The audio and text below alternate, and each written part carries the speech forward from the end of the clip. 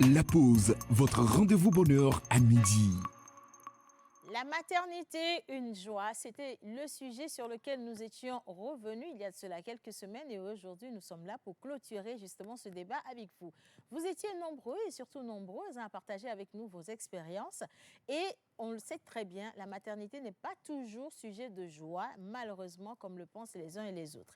Mais en dehors de la maternité, il y a certaines réalités, comme des notions médicales, comme la péridurale ou encore la césarienne ou l'épisiotomie, sur lesquelles on va revenir aujourd'hui avec notre spécialiste. Nous aurons l'honneur d'avoir au plateau un gynécologue. Et vous le savez très bien, une de nos participantes à cette émission, qui est également une personne sur les réseaux sociaux dont le visage ne vous est pas du tout méconnu, a décidé de partager son expérience ici même avec nous. Et on envoie également un coucou spécial à son époux qui malheureusement ne sera pas avec nous au plateau, mais qui a quand même décidé lui aussi d'ouvrir son cœur pour qu'on voit comment un jeune couple pourrait aborder la question de l'enfantement ou encore de la maternité. Et sachez aujourd'hui que quand on parle de maternité, on parle également des visites après un accouchement. On parle de la gestion de la belle famille qui s'invite chez vous pour vous aider d'une manière ou d'une autre à passer cette étape et qui peut facilement devenir un véritable poids. On parle de la gestion financière avec un nouveau bébé qui représente également des charges et on finit par parler également de soi-même, comment on guérit après une maternité, que ce soit sur le plan physique ou encore psychologique et moral. Restez simplement avec nous parce que oui, aujourd'hui, nous ouvrons encore la voie de la parole à travers cette émission et j'espère que vous serez assez nombreux à manifester vos avis sur le numéro qui sera affiché au bas d'écran. Nous sommes aujourd'hui mardi et c'est la pause qui démarre maintenant.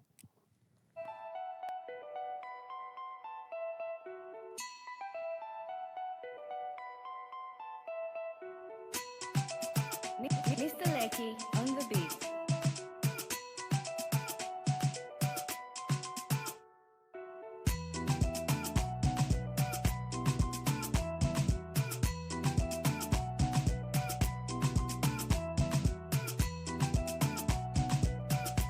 La pause, votre rendez-vous bonheur à midi. Femme du monde mérite d'être appelée maman et surtout mérite de porter un bébé. C'est important parce que ça reste un rêve, mais derrière ce rêve, il y a certaines réalités dont on ne parle pas assez.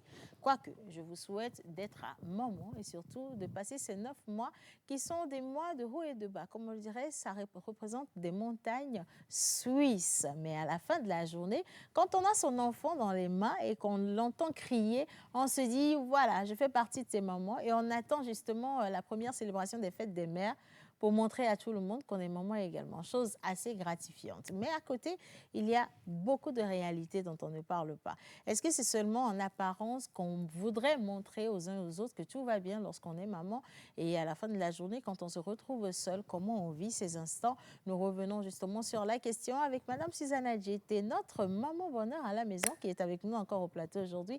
Missiga, jeune future maman qui se prépare justement à accueillir un bébé dans quelques années. Elle est en train de rigoler. Et c'est pareil pour Miss Ruth Dionou également qui dit qu'elle va prendre le temps de faire les choix comme cela se doit parce que ça reste une responsabilité assez lourde. Bonjour mesdames, on prend le micro. Comment ça va ce matin? Bonjour. Bonjour aussi. Ça me fait plaisir de vous avoir avec moi ce matin. Maman Suzanne. Je vais bien. T'es magnifique, j'adore ton imprimé, c'est super. Merci. Ça fait jeune. Après, on va s'y changer de boubou. Missiga, oui, maman. Comment tu vas? Non, il faut arrêter de m'appeler maman aujourd'hui parce que, franchement, moi, c'est Océane. Missiga, comment tu vas? Je vais super bien. J'espère que vous allez aussi bien sur le plateau, à la maison aussi. Hein. Voilà. C'est un bonheur de partager cette fin de débat avec toi. Oui, parce que la dernière fois, je voyais un peu tes avis sur la question de la grossesse. Tu disais que tu n'étais pas pressée, en vrai. Non, du tout. Mais après cette première partie, est-ce que tu as changé un tout petit peu? Non. Il faut dire que moi, l'enfantement, ce n'est pas un rêve. C'est un projet. Okay. J'ai envie de faire un enfant juste parce que je suis intelligente. J'ai envie de reproduire un être humain pour équilibrer, en fait. Le narcissisme à un niveau. J'ai envie de faire un enfant parce que je suis intelligente. Oui. Donc, je veux reproduire un enfant. Voilà, je veux me reproduire parce que je sais que je vais apporter à ce monde une jeune fille intelligente ou un jeune garçon intelligent comme moi. OK, soit. Voilà. Donc, ce sont mes raisons. Je ne suis pas du tout pressée. C'est bon comme cela. Et qu'est-ce que monsieur, lui, il dit alors finalement? Parce qu'on sait à quel point c'est important pour les hommes de se reproduire. Ils veulent avoir leurs enfants qui portent leur nom. Et un vrai nom, tu vois. Heureusement, nous sommes sur la même longueur d'onde. Donc, on se comprend parfaitement. Il comprend mes raisons. Peut-être que lui, au début, voilà, la pression de la famille et tout. Mais maintenant, ça va, ça s'est lightisé, comme j'aime bien le dire. Donc, on est dans nos moods. Et dès que, voilà, nous sommes prêts, on passe à l'acte. Non, mais si vous êtes synchro, oui, que vous entendez bien, c'est bien. Parce que malheureusement, ce n'est pas le cas de beaucoup de jeunes femmes aujourd'hui qui se retrouvent en couple. Maman Suzanne peut le témoigner. Je pense que Ruth également. Dès l'instant où tu franchis le seuil du mariage, que ce soit la dot ou encore le mariage civil ou religieux, ou que tu t'engages avec un homme, que vous vivez sous le même toit, ou pour d'autres civilisations, c'est dès l'instant où vous commencez à vous fréquenter que le temps passe, qu'on ne voit pas un bébé, c'est de l'acharnement au niveau de la famille. N'est-ce pas, maman Suzanne? Les belles-mères, les beaux-pères qui demandent... Oui, c'est de l'acharnement. Ouais. D'abord sur le monsieur. Et quand ça dure, ça arrive sur vous. On vous demande, mais nous attendons toujours notre petit-fils ou bien notre petite-fille. À quand l'heureux événement? Pourquoi vous ne faites pas d'enfants? Ou bien vous ne voulez pas en faire? Est-ce que vous avez des problèmes? On dit au monsieur, si ta femme a des problèmes, il faut prendre une autre femme. Donc, oui. Finalement, on fait les enfants pour soi ou on fait les enfants pour une communauté? Voilà. Oui. Je pense qu'on fait un enfant pour donner à une communauté quelque chose de gracieux. Moi, je pense que les gens qui font des enfants pour eux-mêmes, c'est égoïste. On fait un enfant pour apporter quelque chose. Parce que, voilà, les enfants, c'est la génération qui vient, c'est le futur. Donc, pour entretenir peut-être la pérennité des êtres humains, on fait des enfants. Mais pour soi, pour montrer que je peux enfanter, moi, je pense qu'aujourd'hui, même faire un enfant, c'est un acte égoïste. Bon, j'ai mes raisons. Ça reste ton avis oui. que nous respectons oui. par ici et nous ne sommes pas justement là pour juger les uns les du autres. Du tout. Il faut de la différence pour que le monde soit un monde de toute évidence et donc c'est bien. Et c'est aussi bien de savoir où est-ce qu'on va dans la vie parce que si tu changes d'avis au quotidien, après ça, oui, c'est plus dangereux. Alors, faire un enfant, Miss Ruth, elle a dit faire un enfant, c'est beaucoup de responsabilités, ça demande beaucoup de choses, on parle de la vie financière et tout le reste. Il faut savoir choisir aussi le partenaire, parce que n'importe qui ne peut pas être le papa de ton enfant, n'est-ce pas? OK. Déjà, bonjour à toi, bonjour à tous ceux qui sont sur le plateau, nos Bonjour. téléspectateurs. Comme tu le disais, il faut, c'est pas parce que entre griffes, j'ai mes règles, ou que voilà, je suis un homme, comme on a l'habitude de le dire, je me lève et tout ça, que je vais me dire que je vais avoir un enfant, ou bien j'ai 30 ans, j'ai 25 ans, je vieillis et tout, je dois avoir un enfant. Comme on l'a dit, un enfant, c'est tout un projet. Est-ce que toi-même, tu es déjà apte à pouvoir prendre soin d'un enfant?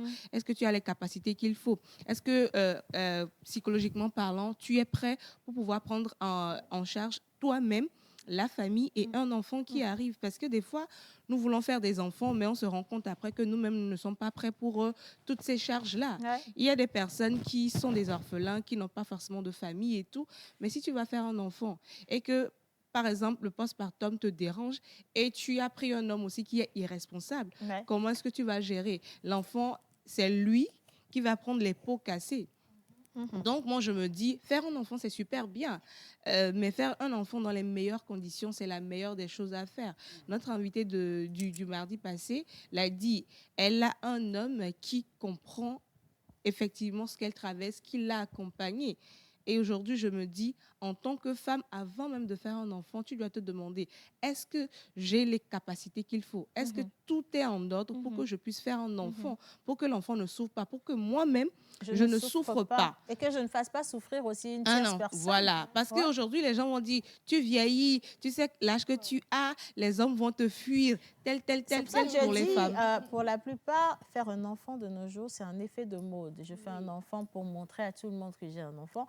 Je fais un enfant parce que la société voudrait me voir porter un enfant à partir d'un certain âge. Je fais un enfant parce que je veux rester avec un homme que je fréquente et je me dis qu'en lui faisant un enfant, je vais le bloquer, je vais le garder. Très, très mauvaise raison de faire un enfant. On va revenir là-dessus. Je fais un enfant parce qu'au boulot, on me dit qu'on a besoin que j'upgrade, voilà, que j'augmente mon level pour qu'on me considère ou que je puisse avoir accès à certains avantages. Est-ce que vous savez que dans certaines entreprises, les enfants ont des primes? Oui. Ah ben voilà, donc il y en a qui font des enfants pour aller chercher des primes. Mais combien? Combien? Pour combien? Mais c'est la réalité. Tu vas vouloir faire des enfants? Les enfants ont des Bah, primes. si. Ouais, surtout Bah, pour si. les, comment on appelle, les fonctionnaires d'État. Moi, je me rappelle, mon papa prenait pour nous, en fait. C'est nous qui, il prenait pour nous. Donc, je sais un peu ce que ça c'est. peut faire rire Il en a pris aujourd'hui, pour mais 7 c'est réel. enfants. Hein. Hein, c'est pas, Ah, c'est mais pas quand la même, blague. ça devient un business, là, à un moment donné. Divi, là. Divi, il est bien à location, là. Divi, tu vois, c'est ça qui est bizarre, en fait. Les gens font des enfants aujourd'hui pour de très mauvaises raisons. Et au final, tu te rends compte que, oui, on a fini de mettre l'enfant au monde, mais la suite est catastrophique. Oui. Manque d'amour, manque d'attention, déjà. Pendant même la grossesse, manque d'amour, manque d'attention, parce que même hier, on partageait avec moi l'expérience d'une jeune maman. Elle est vraiment jeune, je ne suis même pas sûre qu'elle ait 20 ans. Tu vois? Elle a eu juste une petite aventure de vacances avec un benguiste entre griffes, un jeune homme. Et elle est tombée enceinte. Et dès qu'elle est tombée enceinte, le jeune homme a dit « Je ne veux pas de cette grossesse », mais elle a dit « Je vais garder ». Donc, elle a gardé cette grossesse. Et là, elle a accouché, mais le monsieur ne cherche même pas à savoir si c'est une fille, si c'est un garçon, si c'est ça. Donc, je dis « Faites attention » parce qu'aujourd'hui, on ne porte pas une grossesse pour le regard des gens. On ne porte pas une grossesse pour rendre une belle-mère heureuse. On ne porte pas une grossesse pour rendre un homme heureux. On porte une grossesse parce qu'on est prêt à faire un enfant. C'est important, on est prêt à faire un enfant.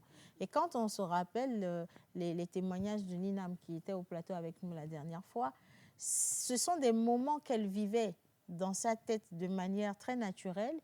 Enfin, elle se disait, je suis déjà mariée, être maman ne peut être qu'une belle chose, mais dès l'instant où les bobos de la grossesse ont commencé, les choses ont changé dans sa conception de la grossesse, pas du mariage, mais de la grossesse. Et ça peut vous donner un véritable coup. Oui. Il y a tellement de choses qui entourent la grossesse dont on ne parle pas assez. Et je faisais le brief hier avant l'émission d'aujourd'hui. Maman m'a dit, Océane, si nous qui avions fait des enfants avant votre génération, si nous qui avons fait des enfants ou qui vous ont mis au monde, voilà, c'est ça. Nous vous avions raconté, c'est ça, la bonne conjugaison, comment les choses se passent. Si on vous avait parlé des réalités, vous n'auriez jamais souhaité avoir des enfants à votre tour. Donc, et d'ailleurs, je pense que c'est pour ça que la grossesse, l'enfantement, même ce sujet reste assez tabou, au risque, pour ne pas essayer de nous braquer, ouais. Nous les femmes, de nous braquer, de nous empêcher de vouloir des enfants. Nous, on ne nous raconte pratiquement rien. On ne nous dit rien. Moi, j'ai vieilli comme ceci avant de savoir qu'il y a quelque chose qui s'appelle l'épisiotomie. J'ai fait des recherches. Maman, ce que j'ai regardé... En tout cas, ça m'a redonné la force de rester sur mes décisions. Mais c'est ça que les parents aussi ne veulent pas. Parce qu'ils se disent, si on dit ça à notre fille, par exemple, elle n'aura plus forcément envie. Moi, ma maman me disait que si ce n'est pas Dieu, elle n'est pas sûre qu'elle allait faire autant d'enfants. Parce que la douleur qu'elle ressent à chaque fois qu'elle va affronter, mais elle ne sait pas à quel moment elle oublie la douleur. C'est pas qu'elle oublie, hein, mais l'intensité de la douleur, ça passe à un moment. On n'oublie pas. Voilà. Toutes les femmes qui disent qu'elles oublient, là, je comprends que ça passe à un moment. Maman, on oublie. On peut pas, 24 heures de douleur, 24 heures de travail, ça ne peut pas s'oublier. Même 20 ans après, tu ne peux pas oublier.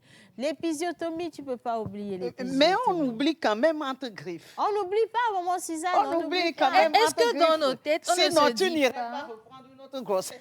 Non, moi je pense que sur ce coup-là, c'est la résilience. On se dit de toute évidence, on est né femme, on est en couple, on est dans le mariage. Donc oui, c'est le devoir de la femme que de faire des enfants. Donc c'est une sorte de résilience. Elle se dit, j'ai pas le choix. c'est mon devoir en tant qu'épouse de donner des enfants. Et donc, je vais porter un enfant. Mais au fond... Et si une femme dit, je veux en faire encore? Non, il y a des femmes qui J'en veux décident encore, d'en faire ouais. aussi. Elles peuvent avoir supporté la douleur mieux que d'autres. Mais je respecte franchement le degré d'acceptation de la douleur de chacune des femmes. Il y a des femmes qui ont fait un seul enfant et elles ont dit stop, plus jamais de leur vie. Il y en a qui n'ont jamais fait d'enfant, mais qui ont décidé de ne pas en faire parce qu'elles ont peut-être vu d'autres à côté le Souffrir. vivre. Et elles se disent finalement, ça ne sert à rien. Il y a aussi des femmes qui ne veulent simplement pas faire des enfants. Elles ont leurs raisons qui sont totalement respectées. Oui. Donc aujourd'hui, le débat, il est vraiment ouvert. Iga parlait d'épisiotomie, une des notions qu'on va aborder aujourd'hui. Épisiotomie, qu'est-ce que c'est? La plupart du temps, c'est quand tu te retrouves sur le lit d'accouchement que la sage-femme va venir vers toi avec un ciseau en main parce qu'on ne vient pas te parler de l'épisiotomie. Ah, tu sais, l'épisiotomie. Elle vient avec le ciseau et puis dit épisiotomie. Donc, toi-même, tu comprends que c'est quelque chose qui va pas faire, ça ne va pas faire plaisir forcément. Et on ne prépare pas la femme en amont à l'épisiotomie, tu vois. Et pas que l'épisiotomie, il y a la césarienne. Est-ce qu'il y a une préparation en amont à la césarienne? La péridurale, est-ce que sous nos cieux, on connaît la péridurale? Est-ce que la péridurale est administrée ou pas? Voilà, ça reste beaucoup de notions que beaucoup de femmes ne maîtrisent pas aujourd'hui, mais qui auraient pu quand même assouplir un peu, faciliter un tout petit peu ces moments de douleur-là. Et maintenant, oui, après l'accouchement, quand vous finissez de traverser tout ça, que vous êtes à l'hôpital, la famille qui vient, il y en a qui veillent même dès qu'on leur a dit « Ah, votre enfant, c'est bon, hein, il est l'heure, elle va accoucher. » Vous voyez toute la famille débarquer. Il y en a qui viennent avec des nattes, des oreillers. En fait, ils viennent pour siéger à l'hôpital comme si c'était la maison. Et dès que le bébé crie, il pousse son premier cri, les visites commencent. Alors que la jeune maman, elle a besoin à cet instant de se retrouver. Elle a besoin de calme, elle veut juste rester avec monsieur. Elle va descendre en fait, parce qu'elle est allée très très loin. La pression était trop forte. Sauf que là, personne ne comprend qu'elle a besoin d'être seule. On ouvre la porte, à tout va. On veut voir le bébé. Où est le bébé? Je veux voir le bébé, ainsi de suite. Et on vous parle également de la question de l'hygiène. Qu'est-ce qu'on en fait de la question de l'hygiène? Donc aujourd'hui, on va aborder tous ces sujets-là. J'ai planté le décor une deuxième fois en espérant que vous venez de prendre le train en marche et que vous savez de quoi on va parler. Mais sinon, nous allons partir avec le magnéto. Est-ce qu'on a le magnéto? On va juste marquer une petite pause, soit avec le magnéto ou la plage publicitaire, et on revient juste après.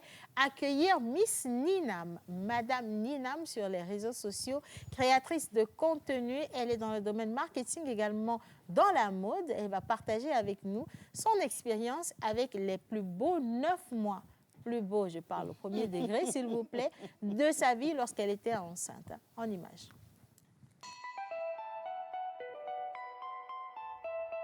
Avez-vous besoin d'une pause qui inspire, d'un moment qui vous informe, qui vous divertit ou qui vous connecte? Du lundi au vendredi à 11h, retrouvez la pause, votre rendez-vous quotidien sur la télévision togolaise.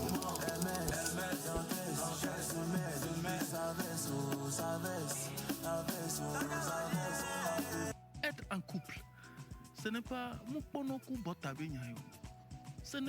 ce n'est pas un jeu de hasard, c'est profond.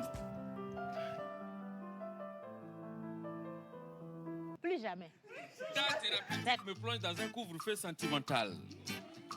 Et la température modérée et favorable qui s'affiche à l'écran de ton thermomètre pathologique me pousse à casser les mesures barrières de ton cœur pour m'engager dans une aventure romantique et émotionnelle avec toi. C'est bon. Talk, culture, buzz, invité exclusif, décryptage et bonne humeur.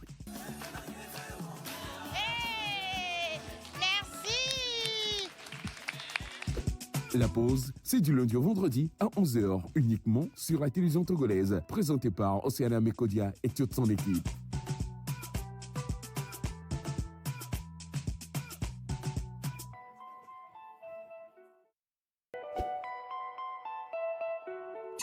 La maternité est souvent présentée comme l'un des plus grands bonheurs dans la vie d'une femme. Entre l'amour, l'espoir et l'arrivée d'un enfant, elle symbolise la joie et l'accomplissement. Pourtant, derrière cette image idéale, certaines réalités comme la fatigue, les sacrifices ou les difficultés émotionnelles peuvent exister.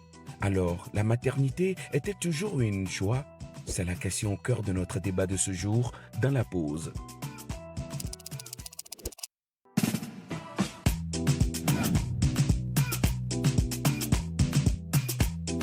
Pause, votre rendez-vous bonheur à midi.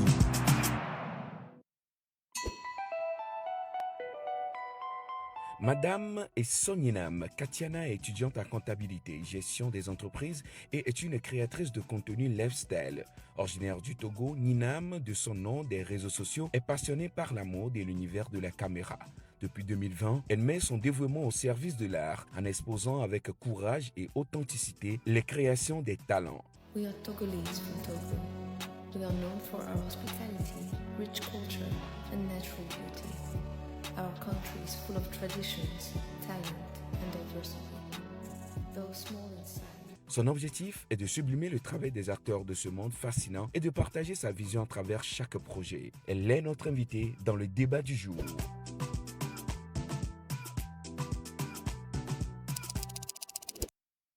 Voilà, nous saluons la présence de Madame Ninam qui nous a rejoint entre-temps. Et elle est glamoureuse, voilà, magnifique dans sa tenue. Ninam, comment ça va ce matin? Ça va bien, Océane, et toi? Bah, ça va, toujours beau sourire. Et le bébé? Merci, il va bien. Il grandit bien? Oui. On est à combien de mois? 6 mois. Oh, bravo, maman, 6 mois. Ça passe très, très vite, 6 mois. Très vite. Alors, il y a quoi 2 semaines, tu avais partagé avec nous ces 9 mois. On est passé graduellement de mois en mois, justement, avec les hauts et les bas. On s'est arrêté sur l'avant-accouchement.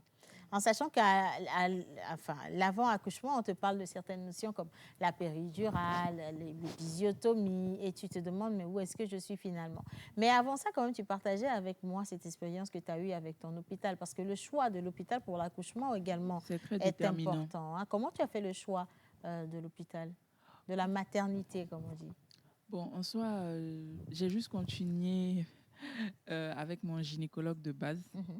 Du coup, bon, vu qu'il me suivent bien, donc, et je voyais aussi bon, qu'il y a des femmes enceintes qui fréquentent l'hôpital et tout. Donc, je me suis dit, pourquoi aller ailleurs? Il me traite bien, donc je continue avec lui. Donc, voilà. Et ça s'est bien passé. Il m'a expliqué vraiment beaucoup de choses. Moi, j'ai eu la chance là qu'on m'explique beaucoup de choses. On m'a expliqué ce que c'est qu'une épisiotomie, ce que c'est que la césarienne. Il y a des détails qu'on a omis de m'expliquer quand même, mais bon, on ne pensait pas que ça allait se passer comme ça. Donc, mais est-ce que finalement, ça s'est passé comme on t'a préparé? Parce que les explications étaient les moments de préparation. Finalement, est-ce que tout ce qu'on t'a appris avant l'accouchement t'a servi? Comment ça s'est passé le jour de l'accouchement? Pas du tout. Bon, on m'a dit, tu vas perdre le bouchon muqueux et tu auras des contractions qui vont venir, mais ce sera espacé. Donc, dès que tu vois que bon, tu perds le bouchon muqueux, il faut venir et tout ça. Bon, moi, je suis là, je n'ai même pas perdu le bouchon muqueux. Donc, tu ne savais pas ce qui se passait. C'est ça.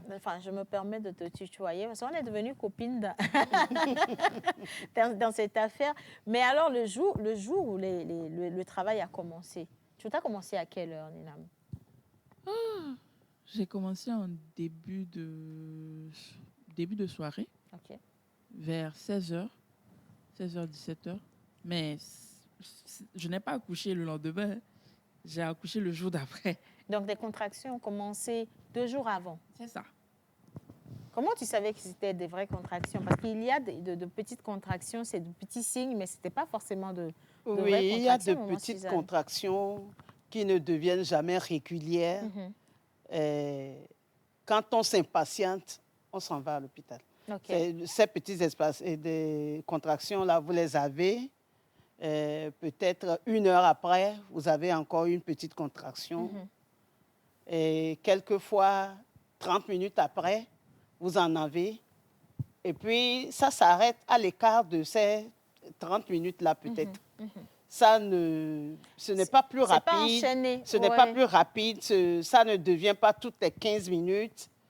Donc, quelquefois, vous allez à l'hôpital, mais on vous dit que c'est un faux travail. Voilà. OK, d'accord. C'était le cas, Ninam? Est-ce que c'était une fausse alerte avec toi? Moi, j'ai eu un accouchement, je ne vais pas dire normal, parce que tout ça, je n'ai pas vécu ça exactement de la même façon, parce que moi, j'ai eu un déclenchement. Du coup, mon enfant avait dépassé le terme et il ne voulait pas pointer son nez. Du coup, mon gynécologue a dit, on prend plus de risques en le gardant à l'intérieur qu'en le sortant. Donc, C'est mieux on le sort. Du coup, ça, on ne m'avait même pas expliqué le déclenchement et tout ça parce que je n'étais pas préparée à ça. Oui, Moi, à ça. j'allais avoir un accouchement normal avec, comme Madame l'a dit, les contractions qui viennent un peu et tout Oui, ça, il faut espacer. patienter et voilà. Donc, on m'a inséré un gel, qui est censé me faire dilater le col Ouais. et tout ça. Bon, ça n'a pas marché. On m'a mis la première dose, ça n'a pas marché. La deuxième dose, ça n'a pas marché. Et là, on est passé à l'injection sur le bras et les fesses. Et c'est là que j'ai commencé par sentir un peu comme des petites brûlures au niveau de mon utérus et tout. Mais jusque-là, bon, moi, je pensais que le travail avait commencé, alors que pas du tout. Non, ça, C'était rien. C'était rien du tout. Préliminaire. C'était le Rien du préliminaire. tout. Et après ça, bon, les contractions venaient, mais c'était vraiment espacé. Donc voilà, bon, moi, comme c'est ma première fois, j'étais pris par, je me suis dit, Oui, en plus, tu ne ça, pouvais le pas travail savoir. commence et Oui. tout, alors que pas du tout, pas du tout. Pas Et du là, tout. on était toujours au premier jour ou on était déjà passé au Non, deuxième non, jour? on est passé au deuxième. D'accord, ok. On est passé au deuxième. Deuxième jour. Donc, vu que ça venait, mon corps, il s'ouvrait, mais pas assez. Donc, je n'ai pas perdu les os naturellement, même avec le déclenchement. C'est là, on m'a devant le fait accompli, on m'a dit, Nina, on va te faire perdre les os manuellement. C'était la première fois que tu entendais ça. J'entendais ça. Je ne savais pas que c'était possible de faire perdre les os manuellement. Donc, on m'a inséré le spéculum avec des sortes de ciseaux. Ouais. On a rompu la Est-ce poche des os. Est-ce que ça t'a effrayé un peu? Ça devenait quelque chose En fait, de nouveau. À ce stade, tu es tellement fatigué que tu te dis, en fait, que tout se passe, en fait. Ouais. Je veux juste que mon enfant sorte en bonne santé, c'est tout. Je vais tout supporter. Donc, j'ai supporté, quoi. Donc, ils ont percé la poche. Et là, la contraction ou les contractions se sont accélérées ou ça a pris encore du temps? Ça a pris du temps, mais c'était plus rapide que ce que j'avais avant. Ok. J'ai remarqué un changement clair. Il y avait un changement. Mais c'était très lent. Pour moi, c'était... Et alors, à ce stade, à quel moment ils sont venus te parler de l'épisiotomie? Bon, d'épisiotomie, mon gynécologue m'en avait déjà parlé en amont, avant le jour J. Mais vu que je ne savais pas comment pousser et tout, il me l'a dit. Il dit, Nina, je pense qu'on va faire une petite épisiotomie. Il m'a prévenu. Ouais. Donc, quand moi, il m'a prévenu, je ne voulais pas d'épisiotomie parce que je connais le postpartum d'épisiotomie. Ouais, j'en ai entendu parler. Ça fait mal. Je ne veux pas de ça. Ouais. Donc, quand il m'a dit ça, j'ai essayé de pousser encore un peu plus fort. Mon fils, il est sorti. Je n'ai pas eu d'épisiotomie. Mais il n'y a pas eu de déchirure à défaut parce que... J'ai eu des déchirures, mais internes. Oui. Ok. Ouais. Je n'ai pas eu des déchirures en apparence, superficielles. ouais. Non, Wow. en interne. Mais encore, c'était des petites lésions, grâce à Dieu. Au bout de 2 mois, j'avais déjà guéri. Mais est-ce que tu avais pensé entre-temps à la péridurale? Parce que tout le monde dit péridurale. Lorsque vous regardez Baby Boom, c'est une émission que toutes les mamans qui se préparent à accoucher, elles passent leur vie à regarder, je t'assure. Elles regardent comment les accouchements des autres se passent et elles se projettent. Donc, dans Baby Boom, on vous dit il y a la péridurale. À partir d'un moment, il y a la péridurale. La seule chose qui fait peur, c'est l'aiguille de la péridurale. Elle est vachement longue. Elle est longue et Elle plus grosse. est extraordinaire, tu vois. Est-ce que tu as pensé à la péridurale pour ne pas supporter cette douleur? Non, pour être honnête, je n'y ai pas pensé parce que le cadre dans lequel j'ai accouché ne m'a pas donné ça comme option. Du coup, je n'y ai pas du tout pensé. Je me préparais plutôt mentalement à subir la douleur. Du coup, non, je n'y ai pas pensé. Tu n'as pas pensé à ça. OK. Alors, à la suite, les contractions se sont enchaînées, donc le bébé, il est prêt à venir. Tu as poussé par toi-même, le bébé est sorti, ça va. On ne parle pas non plus de ça, hein. Le placenta. Pourquoi quand les gens, ils accouchent, quand les femmes, elles accouchent, elles ne parlent pas du placenta qui représente un deuxième accouchement, non, maman? Oui, la délivrance. On parle de ça. Oui, mais il y a des femmes qui accouchent normalement et qui meurent à cause de justement du placenta. Ce placenta-là. Ouais. Donc, c'est important aussi. Il faut qu'on en parle. Ouais. Justement. Parce qu'un temps pour que le placenta sorte, il y a un délai de temps pour que ça sorte. Oui, après, Non, après, on dit il y a un que petit normalement, moment. ça peut sortir de lui-même Oui. ou soit on doit le décoller. Oui, Oui, on doit moi, le décoller. On Ouais. m'a décollé le placenta. Ok. Le gynécologue, il a mis un gant jusque-là, comme ça. Et Il est allé le chercher. il allait le chercher. Il essayait, mais c'était vraiment collé. Mon placenta était vraiment collé à ma paroi. Et tout. Ah, vous Donc, voyez du les coup, réalités. il J'ai attrapé mon risquait de Comme me l'accouchement a blesser. été aussi provoqué. Exactement. Mhm. Donc, c'est pas naturel. Oui. Donc, ça ne comp- le, C'est le ça. cerveau n'a pas encore envoyé le signal pour que ça Je vois, libère. je vois la tête des hommes devant leurs écrans. Ils sont sous le choc, mais en fait, c'est ce que les femmes vivent. Elles ne vous en parlent peut-être pas. Il y a très peu d'hommes qui rentrent en plus dans les salles d'accouchement pour voir les réalités. Et après, on vous sort un beau bébé. C'est ça. Et le pire, moi, je trouve ce moment ingrat. Dès que le bébé sort, le papa, il veut juste voir le bébé. Alors que la femme, c'est pas fini. C'est pas fini. C'est Voilà. pas fini, tu C'est pas vois. fini. C'est pas fini. Moi, C'est quand j'ai maintenant qu'elle accouché va au comme ça, deuxième le round. médecin, il a dit, bon, vu que le bébé va bien, tout, et on était en train Ouais. d'essayer d'enlever le placenta, il a dit à mon mari, il peut sortir et tout. Donc, mon mari, c'est après que ma mère m'a raconté, en fait, que il s'inquiétait, genre, mais où est ma femme? Où est ma femme? Je sais que le bébé m'a dit, mais où est ma femme? Où est ma femme? Parce que moi, ça a pris vraiment du temps. On était obligé de m'injecter encore un autre déclencheur. Pour recommencer. Pour recommencer. Moi, limite, pousser, pour moi, ça a été moins difficile que m'enlever le placenta. Ouais, c'est clair. M'enlever d'accord le avec placenta et puis on te fait une sorte de massage sur le ventre alors Oui, que pour tu le as la faire tête. glisser. Ouais. On m'a massé. C'était terrible. Ça reste des réalités. Hein. Les gens, ils sont horrifiés. Ils se disent, ah, Néné Béina. Bah, c'est comme ça que ça se passe. Mais on s'en sort grâce à Dieu. Et après, on garde ce beau sourire que Nina, elle a aujourd'hui, avec lequel elle partage voilà, son expérience avec nous. Je sais qu'il y a aussi d'autres femmes qui sont en train de dire à leur mari, écoute bien ce qu'on est en train de dire. C'est ce qui s'est passé. Écoute très bien, oh, les filles, on me le voit. Bon, écoute très bien ce qu'on est en train de dire. Ce sont des réalités. Donc maintenant, oui, le placenta a fini par sortir. Grâce à Dieu. Et comment on se sent, là, Nina, quand on prend conscience que c'est fini, enfin? Oui, mais quelquefois, il y a encore danger. Après le décollement, il y a des femmes qui commencent à saigner énormément. Moi, ça a été mon cas. Wow. J'ai accouché normalement sans aucun problème. Et on n'a pas été chercher mon placenta, il est sorti tout seul. Mais après, j'ai commencé à saigner et à entendre le bruit du sang comme de l'eau qui coule. Tellement que j'avais tellement de vertige que je ne voyais plus rien. Wow. Et c'est quoi comme phénomène, maman Suzanne? Bon, il y a des endroits où le placenta se colle à l'utérus au moment de la nidation. Et maintenant, c'est par là que se font les échanges entre le fœtus et sa maman. Bon, comme le sang vient jusque-là, quand le placenta sort, le placenta se décolle, le sang continue. Interne. Oui, c'est ça ce qu'on appelle une hémorragie interne. Donc, c'est un moment très dangereux.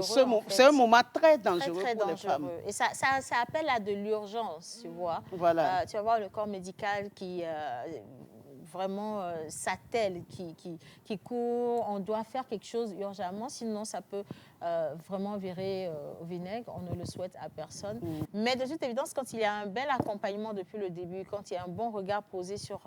voilà, la femme qui doit accoucher, ce sont des choses qu'on peut prévoir en tenant compte en fait des variables, des analyses qu'on a eu à faire, des réactions du corps de la future maman, comment est-ce que cette grossesse évolue. C'est pour ça qu'on insiste sur les consultations prénatales, parce qu'il y a des gens qui se disent consultation prénatale, si je fais quoi, 3 consultations, c'est largement suffisant.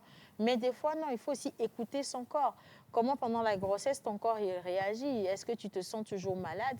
Il y a des femmes qui se disent en étant enceinte, si je me sens un peu nonchalante, c'est normal, je suis enceinte. Alors que pendant la grossesse, tu peux tomber malade. Non, mais elle a dit, elle a fait un palu. Elle a fait un palu pendant la grossesse. Alors qu'au départ, tu te disais que c'était juste des symptômes de la grossesse, tu vois. Donc, c'est des choses qui arrivent. Et ça peut être quand même assez grave. Hein. Bon, j'aimerais qu'on lise un peu les messages de nos téléspectateurs, entre autres. et Trice, qui se sont retrouvées dans le sujet d'aujourd'hui. Miss Ruth qui se demande qu'est-ce que je fais ici parmi les femmes qui parlent de ça. T'inquiète, ça vient. Nous sommes prêtes à acheter.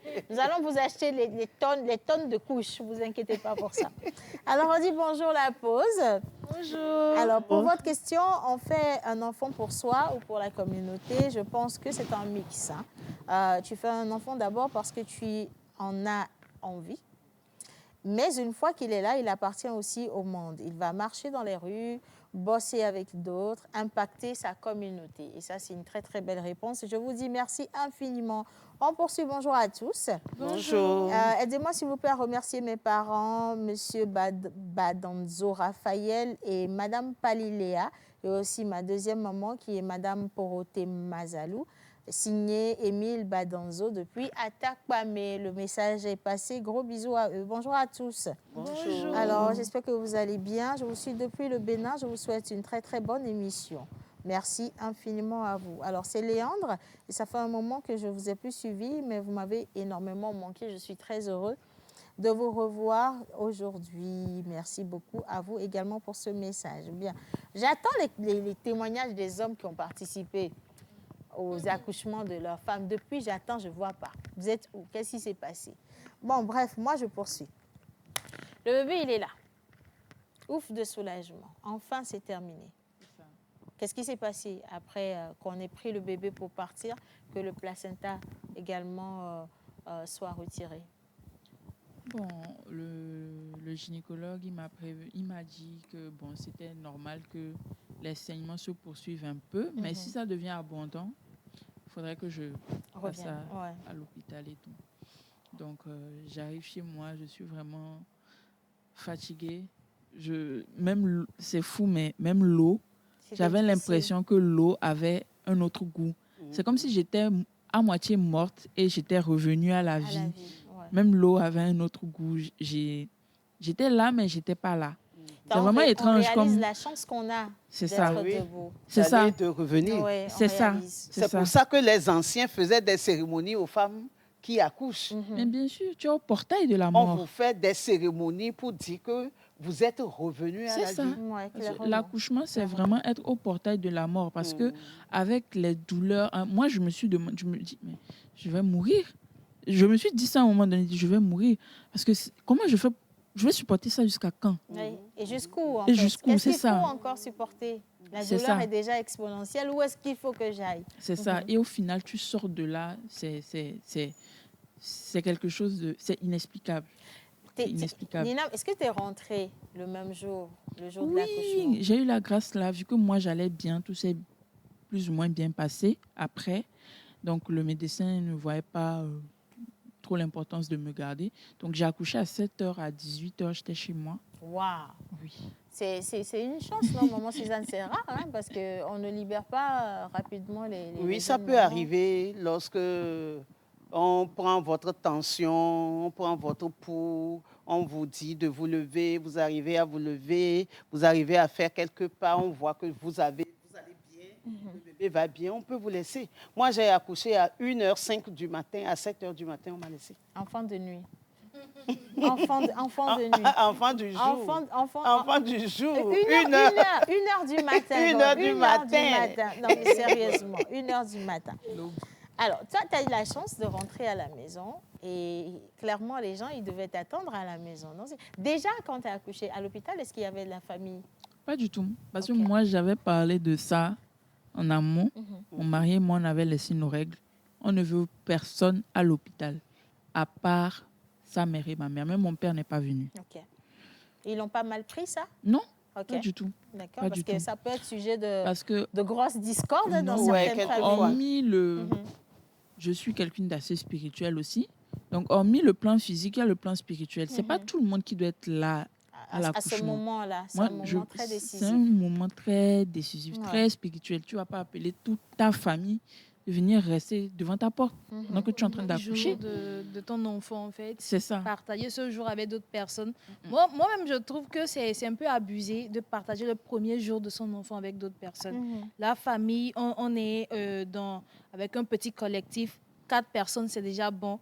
Nos 2 mamans, le papa, moi et l'enfant, c'est bon. On passe la première journée à être dans un mode un peu spirituel. À se retrouver. Voilà. Et peut-être les jours suivants, bien dans 2 semaines ou 3 semaines, des invités commencent pas à venir. Ça, c'est pas en Afrique. Maman Suzanne a répondu aussi ça. Mais tu voyages. Il y a même un autre sujet parce que Ruth, elle partageait le témoignage de sa sœur avec nous. Sa sœur qui rentre accoucher en famille. Tu rentres accoucher en famille. Ça veut dire qu'il y a déjà du monde avant même que tu rentres avec le bébé. Comment elle fait? Est-ce qu'elle a une pièce à part dans laquelle on la laisse avec l'enfant dans son intimité? C'est vrai qu'elle a une pièce à part, mais ma sœur, franchement, je dirais qu'elle-même, elle voulait laisser les enfants qu'on s'en occupe, qu'elle se repose. Franchement, elle était fatiguée. Elle était fatiguée, donc c'était des jumeaux aussi. Wow. C'était des jumeaux, du coup, tout ce qu'elle voulait faire, c'était de se reposer. Il faut que tu... voilà, c'est ça. Ouais. Ok. Arrivé à un moment, elle partait dormir dans la chambre des parents et elle laissait carrément les enfants avec nous dans la chambre qu'on lui avait préparée pour qu'elle puisse se reposer un tout petit peu.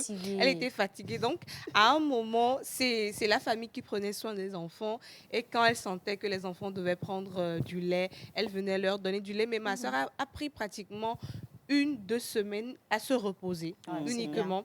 Et donc là, il y avait la famille. C'est vrai qu'on interdisait à d'autres personnes de rentrer dans la chambre des enfants et tout, mais la famille proche était présente. Ça, c'est bien parce que de l'autre côté, dans certaines familles, on ne te permet pas de te reposer. Laisser celle qui vient d'accoucher se reposer pendant 2 semaines, c'est du gâteau, c'est un cadeau. Ailleurs, on va te dire, tu n'as pas le droit de te reposer. Si tu commences à te reposer, la paresse va prendre possession de ton corps. Il faut que tu t'habitues parce que là, tu as un bébé, elle est dans la même deux. Tu as des enfants, il faut que tu t'en occupes. Donc, tu ne peux pas rester là, ne rien faire. Alors, on t'oblige à te lever pour aller te doucher. On te donne le bain à 4 heures du matin. À peine as-tu fermé les yeux, il y a le bébé qui ne dort pas la nuit.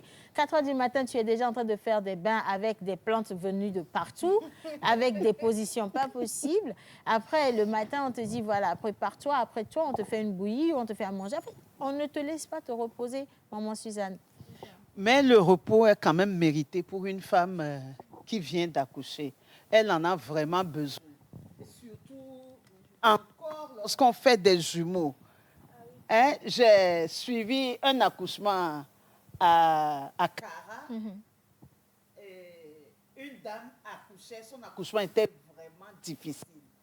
C'est le lieu de féliciter les docteurs qui vraiment se consacrent pour cette... Et ils font preuve d'une patience énorme. Au milieu de la nuit, on a appelé le docteur, il est arrivé en courant. La dame n'en pouvait plus. Elle pensait qu'elle avait tellement mal. Elle pensait qu'elle voulait aller au sel. Elle est rentrée dans les WC. Quand le docteur est arrivé, il est rentré dans les WC. Il a accouché. Il a sorti le premier bébé dans le WC. Oh my God. Mais j'ai eu vraiment, c'était fantastique. Dans le pot. J'ai eu... C'était fantastique. J'étais tellement fatiguée. C'est la même histoire. J'avais l'impression que j'allais à l'hostel. Ouais. Mais j'étais tellement fatiguée que... Alors qu'en réalité, c'est la tête du bébé. C'est la tête du bébé qui appuie sur le rectum. En fait, ce sont des choses... La sage-femme est venue me tirer aussi de la tête.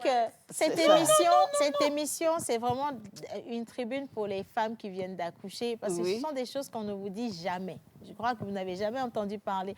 Et pour celles qui n'ont pas encore accouché, c'est une mine de renseignements. Absolument. Donc, quand elle est rentrée dans la salle d'accouchement, on lui a dit de se recoucher, qu'il reste encore un. Elle a crié, il y a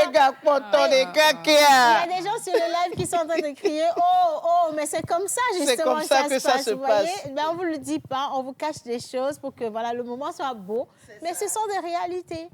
Qui passent par tout ça, il faut la laisser dormir. Et d'habitude, quand les enfants sortent et que elle s'endort immédiatement. Oui, c'est vrai. Elle s'endort sur la table d'accouchement. Et quand on la touche pour le placenta, elle se réveille en sursaut. On lui dit qu'on va enlever le placenta. Mais donc, c'est bon. Ça, c'est une petite parenthèse. Nous allons recevoir le gynécologue. Donc, on sera avec un spécialiste dans peu de temps. Il est en route vers nous ici. On va lui poser quelques questions parce qu'on m'a parlé aussi d'un phénomène. Dès que le bébé sort, la femme qui vient d'accoucher, elle est tout de suite prise d'une... je sais pas, Fraîcheur. d'une fraîcheur particulière. Je ne sais pas si vous l'avez vécu. Oui, c'est une grande paix qui rentre en elle après toutes ces douleurs-là. Parce que moi, on me parle une fraîcheur vraiment, c'est du jamais donne vu les en maux fait. de tête. Moi, j'ai Ouais. une amie qui a vécu. Moi, j'ai pas vécu ça parce que ma mère, elle a prévenu sans griffe. Elle a dit qu'il fallait que j'attache ma tête pour éviter que ça m'attrape. Ouais, Donc c'est moi, j'ai vrai. pas eu ça, mais j'ai une amie qui a eu ça. Elle dit que c'est terrible. Elle avait mal aux os tellement elle avait Ouais, c'est froid. ça, c'est ça. Qu'elle ne saurait que c'est quand elle est sortie de la salle d'accouchement, on l'emmenait vers sa chambre, qu'elle a senti la fraîcheur l'attraper, qu'elle ne sait pas ce qui s'est passé. Ouais. Maman, si je l'ai eu, je crois que j'ai dû la voir 2 jours après l'accouchement.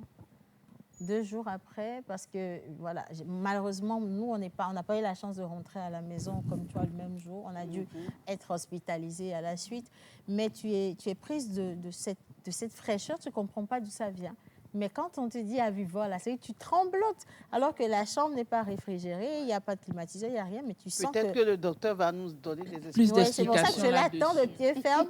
Même si moi, je sais que l'accouchement, c'est plus pour moi. Mais comment on va passer l'information aux autres? Je vais vous lire quelques... Pourquoi c'est plus pour toi? Ah non, maman Suzanne, c'est bon. Merci. Ben, je passe la main à Ruth et à Miss Iga, reste là. ici présente. Non, j'ai une fille à la demande. On lui fait des pompons, ça passe. Alors, je vous lis quelques messages des téléspectateurs. On dit... Ah oui, alors c'était vraiment dur pour moi quand j'ai participé à l'accouchement. Ma femme qui sentait les douleurs, vraiment, je n'ai pas supporté. Mais heureusement, l'enfant est bien arrivé et depuis ce temps, j'ai du respect pour ma femme et j'aime pas que quelque chose arrive à notre fille ni à ma femme. Signé toujours Émile Badanzo. Merci, monsieur Émile. C'est Merci. gentil. Alors, bonjour la pause. hein. Bonjour. Quand j'ai assisté à l'accouchement de ma femme, d'abord, j'aimerais qu'on applaudisse tous ces tontons, tous ces papas qui ont assisté à l'accouchement de leurs épouses. C'est mignon, je vous assure. Que Dieu vous bénisse abondamment. Alors, il dit, quand j'ai assisté à l'accouchement de ma femme, les cris m'ont tourmentée. Jusqu'à ce que j'ai demandé à ma maman, c'est tout ce qu'elle a subi jusqu'à en faire 5. Tellement elle a été surprise. Courage à nos femmes et courage également à nos mamans. Merci beaucoup à vous. Alors, j'ai accouché à 16h. Ma première fille au CMS à Dakpamé. J'y suis allée à 10h. Ah, c'est rapide, non? Très rapide. 10h, 16h, 6h, c'est rapide. Ah non, ça va. 6 heures.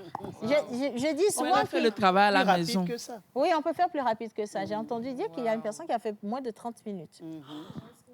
Moins de 30 minutes, mais ça dépend. Si tu ne t'empresses pas C'est ça, d'aller à elle a l'hôpital fait le travail à la dès maison. les premières C'est ça. contractions. Non, moi, je me rappelle, il y a une tante à moi, c'était le jour de où ma maman recevait son diplôme de pasteur. Donc, elle était avec nous, on était au Palais des Congrès, tous ensemble. Et le temps de rentrer à la maison après l'ordination de ma maman, on nous dit que notre tante a accouché, qu'elle est à la maison. Ouais. On n'a rien compris, en fait. On Elle est était à partie, elle est l'événement le revenue. matin, on s'est séparés vers midi comme ça, le temps de ramasser les choses et nous de rentrer vers 17h. On nous dit que notre tante, elle a quitté le palais des congrès, elle est allée accoucher, elle est déjà à la maison. Et on est allé, on l'a vue. Ça, c'est une Chance, là, on n'a bénédiction. pas eu. Toutes les femmes auraient bien aimé faire ça, tu vois. Moi, j'appelle ça 20 heures. accouchement à la demande. Sors. Et puis le bébé, il sort et puis tu rentres. Comme Kirikou. Si ça pouvait se passer comme ça, Kirikou. ce serait bien. Mais non, mais tranquillement en plus. Hein. Non, franchement, que Dieu bénisse toutes les femmes qui sont dans cette période d'accouchement et j'espère de toute évidence que ça se passera très, très bien. Avec vraiment beaucoup de facilité. Amen. Alors, elle dit, j'y suis allée à 10h. Le matin à 8h, la sage-femme nous a libérés. Mon mari et moi, on s'était convenus, seulement lui et moi. La sage-femme a autorisé mon mari à assister à la séance d'accouchement. Il a beaucoup pleuré, par contre. Il a beaucoup pleuré. Ah, mais Il s'attendait pas à des hommes ça. qui sont traumatisés après. On doit normalement les faire rentrer là-bas, eux tous. Sérieux. Ils Moi, doivent tous rentrer c'est dans fou, cette salle-là. Parce mon que Dieu. dans ça, moi, mon mari, au contraire, je trouve qu'il était très curieux et très courageux. Quand la tête était presque là, bon, vu que moi je suis en souffrance, je Toi, ne tu vois fais rien. plus attention à rien. Donc, il est passé devant Il a tout et vu. il a vu et il dit « Oh, Cathy, il a les cheveux !» Ah, mais il a pris sportivement. Il l'a pris sportivement. En plus, il est resté...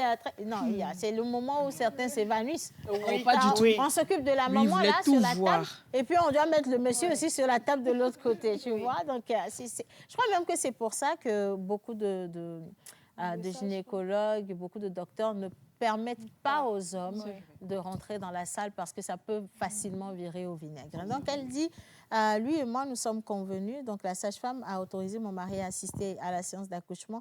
Il a beaucoup pleuré et depuis ce jour, il est devenu plus aimable.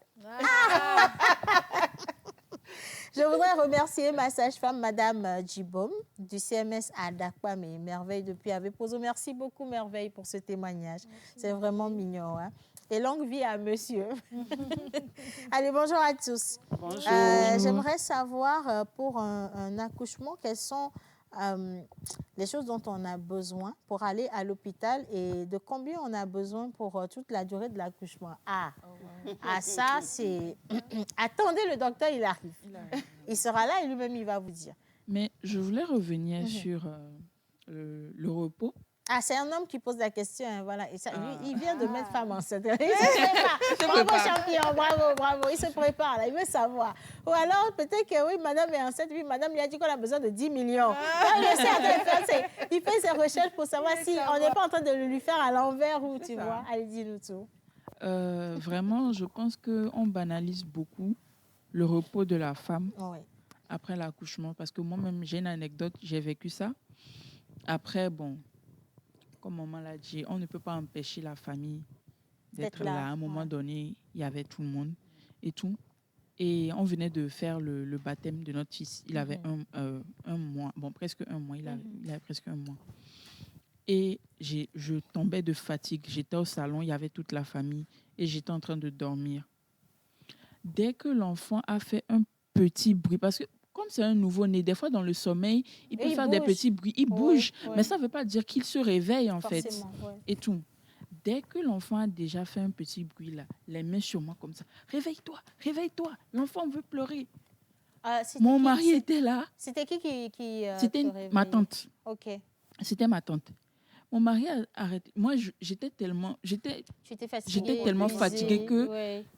Elle m'a réveillée, mais j'étais tellement fatiguée que je ne pouvais pas me lever en même temps. Donc, j'avais toujours les yeux fermés, mais j'étais en éveil. Donc, je savais ce qui se passait, mais j'avais les yeux fermés. C'est là mon mari lui dit, mais non, tu ne peux pas la réveiller comme ça. Elle est en train de dormir. Elle n'a pas dormi la nuit. Et tout ça, en plus, avec la fête et tout ça, elle est fatiguée. Je dis, mais elle répond en même temps, mais est-ce que la nourrice dort? La nourrice ne dort pas. Donc elle se réveille. L'enfant a faim. Ouais, c'est pas que devenir nourrice, c'est aussi faire du gardiennage. Là, c'est chaud, quoi. C'est compliqué. Tu vois, on ne prend pas pitié de la femme. On ne prend pas pitié de la femme. Ce que tu dis, c'est réel. Hein, mon mari lui a répondu. Il a dit, mais si elle est malade, est-ce qu'elle peut faire vivre l'enfant? Elle a besoin de se reposer, laissez-la dormir. J'étais là dans mon sommeil, j'entendais tout. J'ai fait comme si je n'entendais pas. Il va se féliciter, hein, parce que c'est vraiment... Et on lui dit, c'est les choses de blanc. Lui, là, c'est un blanc. Donc, c'est pour ça qu'il réagit comme ça dans ma famille. On dit, c'est un blanc. Alors que normalement, toutes les femmes qui viennent d'accoucher méritent cela. Méritent qu'on leur donne cette attention particulière. Aujourd'hui, les femmes, la valeur de la femme est déterminée par sa capacité à tenir devant la douleur. Alors que non, on est aussi faible des fois. On a besoin de ce repos-là pour se requinquer, revenir pour l'enfant. C'est ça. Bon, moi, je continue avec mes messages tranquillement. Vas-y. Le temps que le docteur n'arrive, juste... pour vous jeter des fleurs, puisse Allah vous combler de toute sa grâce et vous récompenser de la meilleure des façons. Vous êtes des guerrières, mesdames. Restez bénis. Merci beaucoup. Signé Mac Touré, BS. Merci beaucoup, Mac. Alors, j'ai eu la chance de participer à un seul, mais à la salle d'attente. Il n'a rien vu. Il n'a entendu que les cris.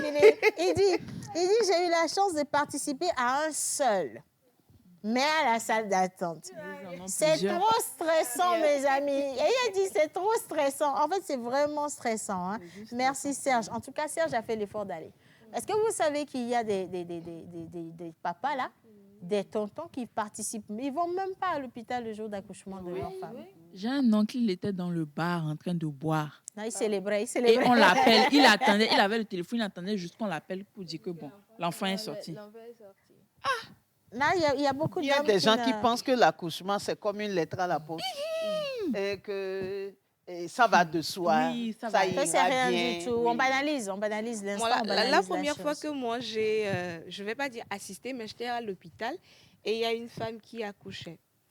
À l'entrée du CMS, j'attendais quelqu'un crier. Je me dis, j'étais souffrante. Je quittais l'école, j'étais au CEG comme ça. Donc, j'attendais quelqu'un crier à l'entrée. J'ai dit, oh, il se passe quoi? Il se passe quoi? Donc, on est passé devant la maternité. Tout le temps où moi, j'attendais pour la consultation, la dame criait tellement et j'ai demandé à ma maman, Neno, et elle me dit, non, que ça, là même, ce n'est rien. c'est modéré, là. Peut-être que elle est au début. J'ai dit, mais elle criait tellement, tu vas penser que son âme veut sortir de son corps. Elle criait tellement que moi, j'étais arrivée à un moment où je ne supportais plus. Moi, je me suis éloignée parce que c'était trop pour moi de voir une femme crier autant. Mais c'est comme ça que ça se passe. Franchement, mais on peut accoucher sans crier. Maman, laisse. Moi, je n'ai pas crié. On m'a appris qu'il faut garder. J'ai accouché sans cri ni pleurs. Oui. On ne savait pas qu'il y avait une dame qui accouchait. Même tout le monde m'a applaudi. Mais non, Nina, tu es forte. On m'a appris à ne pas crier, à garder sa force. Exactement, pour pousser. Maman Suzanne, on m'a appris à ne pas crier. Moi, je vais crier. Mais tu vis ton énergie. On m'a appris à ne pas crier. Donc, pour le premier geste, on m'a appris à ne pas crier, à me concentrer sur la douleur, sur les contractions et sur le reste. Mais à un moment donné, elles m'ont dit, il faut crier. Il faut crier. Toi-même, crie alors. Vas-y, crie. Parce que, de toute évidence, tu ne te contrôles pas. Franchement, il faut pas, nous ne sommes pas des génies. D'accord, on ne va pas faire de miracle, on ne sait pas faire ça. Nous sommes des humains. Mais tu veux te contenir. Est-ce que c'est du contrôle aussi? Moi, pour ma part, je ne pense pas que ce soit du contrôle. C'était plus, j'étais dépassée. Par la douleur. Je cherchais les larmes, ça ne sortait pas. J'avais tellement mal. Je voulais pleurer, mais ça ne sortait pas. Je n'avais que... J'étais la face à mon destin comme ça. Non, moi, j'ai crié. J'ai crié. Le lendemain matin, le docteur, lui-même, le directeur de l'hôpital, quand il est venu faire sa ronde le matin, il m'a dit, ah, Océane, tu cries, hein? Il m'a dit, ah, Océane, tu cries, hein? J'étais chez moi parce qu'il habite la villa à côté. Il me dit, j'étais chez moi, mais j'ai vécu tout ton accouchement. Tu as tellement crié.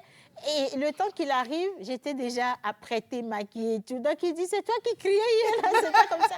J'ai crié, je crie. Ça fait mal. Ne demandez pas trop non plus. Hein. Chez mon mari, c'est juste...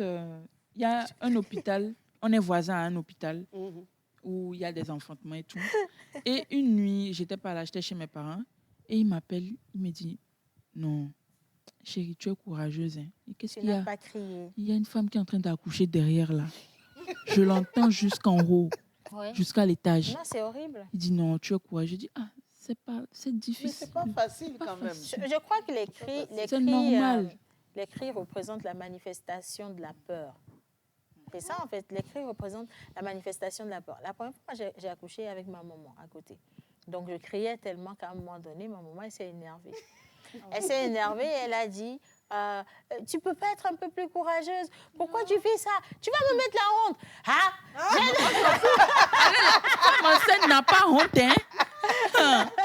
Tu vas me mettre la honte. Et là, j'ai eu la force de demander aux sages-femmes, là, sortez-la. Elle, il faut la sortir. Mais elle est devenue mon problème. J'ai dit, mais ce qui se passe ici, là, toi, tu ne sais pas. En fait, j'ai eu l'impression qu'elle n'avait jamais accouché.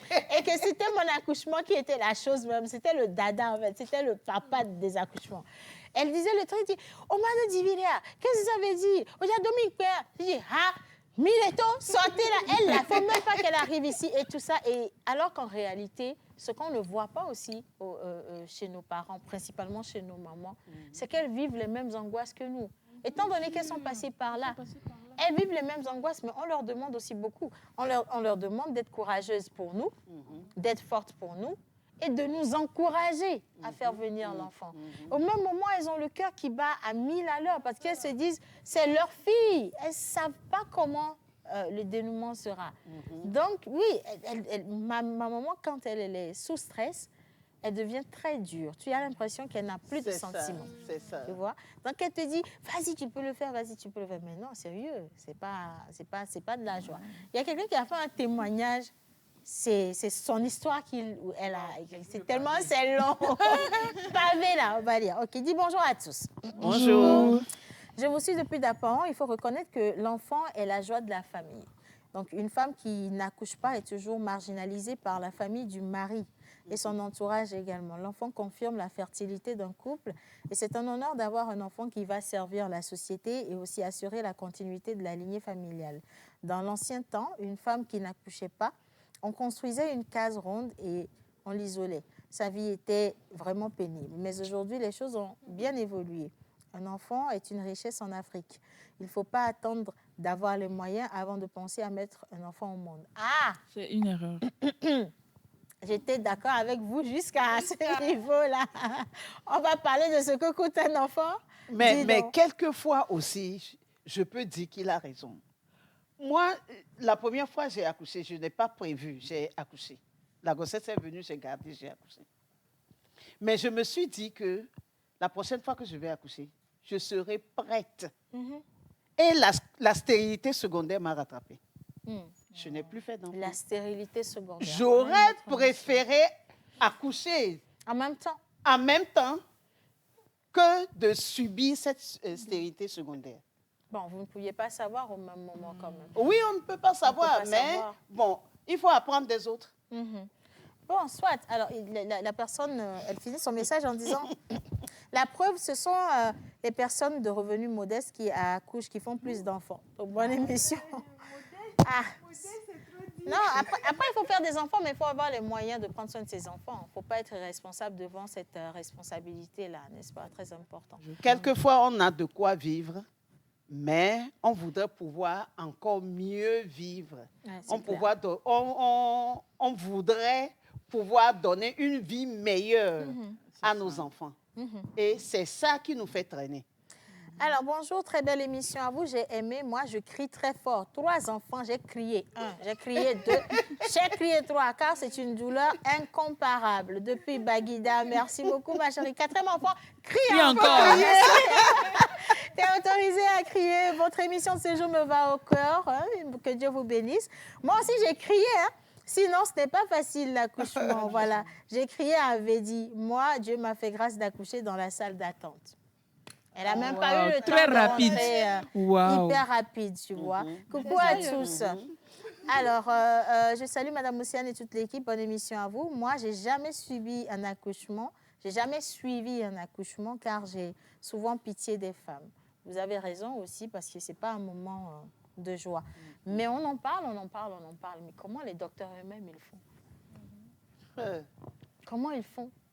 Ça, c'est une question. Il faut qu'un docteur nous le dise. Il faut que le docteur nous le dise. Bon, aujourd'hui, nous avons le docteur Kéké avec nous. Surprise pour Miss Ninam, parce que justement, tu as été suivie par le docteur Kéké, n'est-ce pas? Comment ça s'est passé avec le docteur Kéké? Non, très bien, très bien. J'ai rien à dire. Très bien. Très regardant, très à l'écoute. Je l'appelais à toute heure de la nuit. Oh, docteur, j'ai ça. Il dit oui, OK, prends ça. Non, franchement, j'ai rien à dire. Très suivi de près. C'est ça. Ah, c'est une grâce, franchement. Hein. Bah, écoutez, mesdames, nous allons accueillir le premier homme qui va monter au plateau parce que depuis tout à l'heure, on était entre nous, dames. Et donc, on accueille le docteur Kéké en musique, s'il vous plaît. Docteur, là, maintenant, on sait où les femmes vont partir tout accoucher à l'homme. OK. On installe le docteur où? OK. Docteur, je vous mets au milieu des 2 dames. D'accord. Ninam, on va se rapprocher un peu d'ici.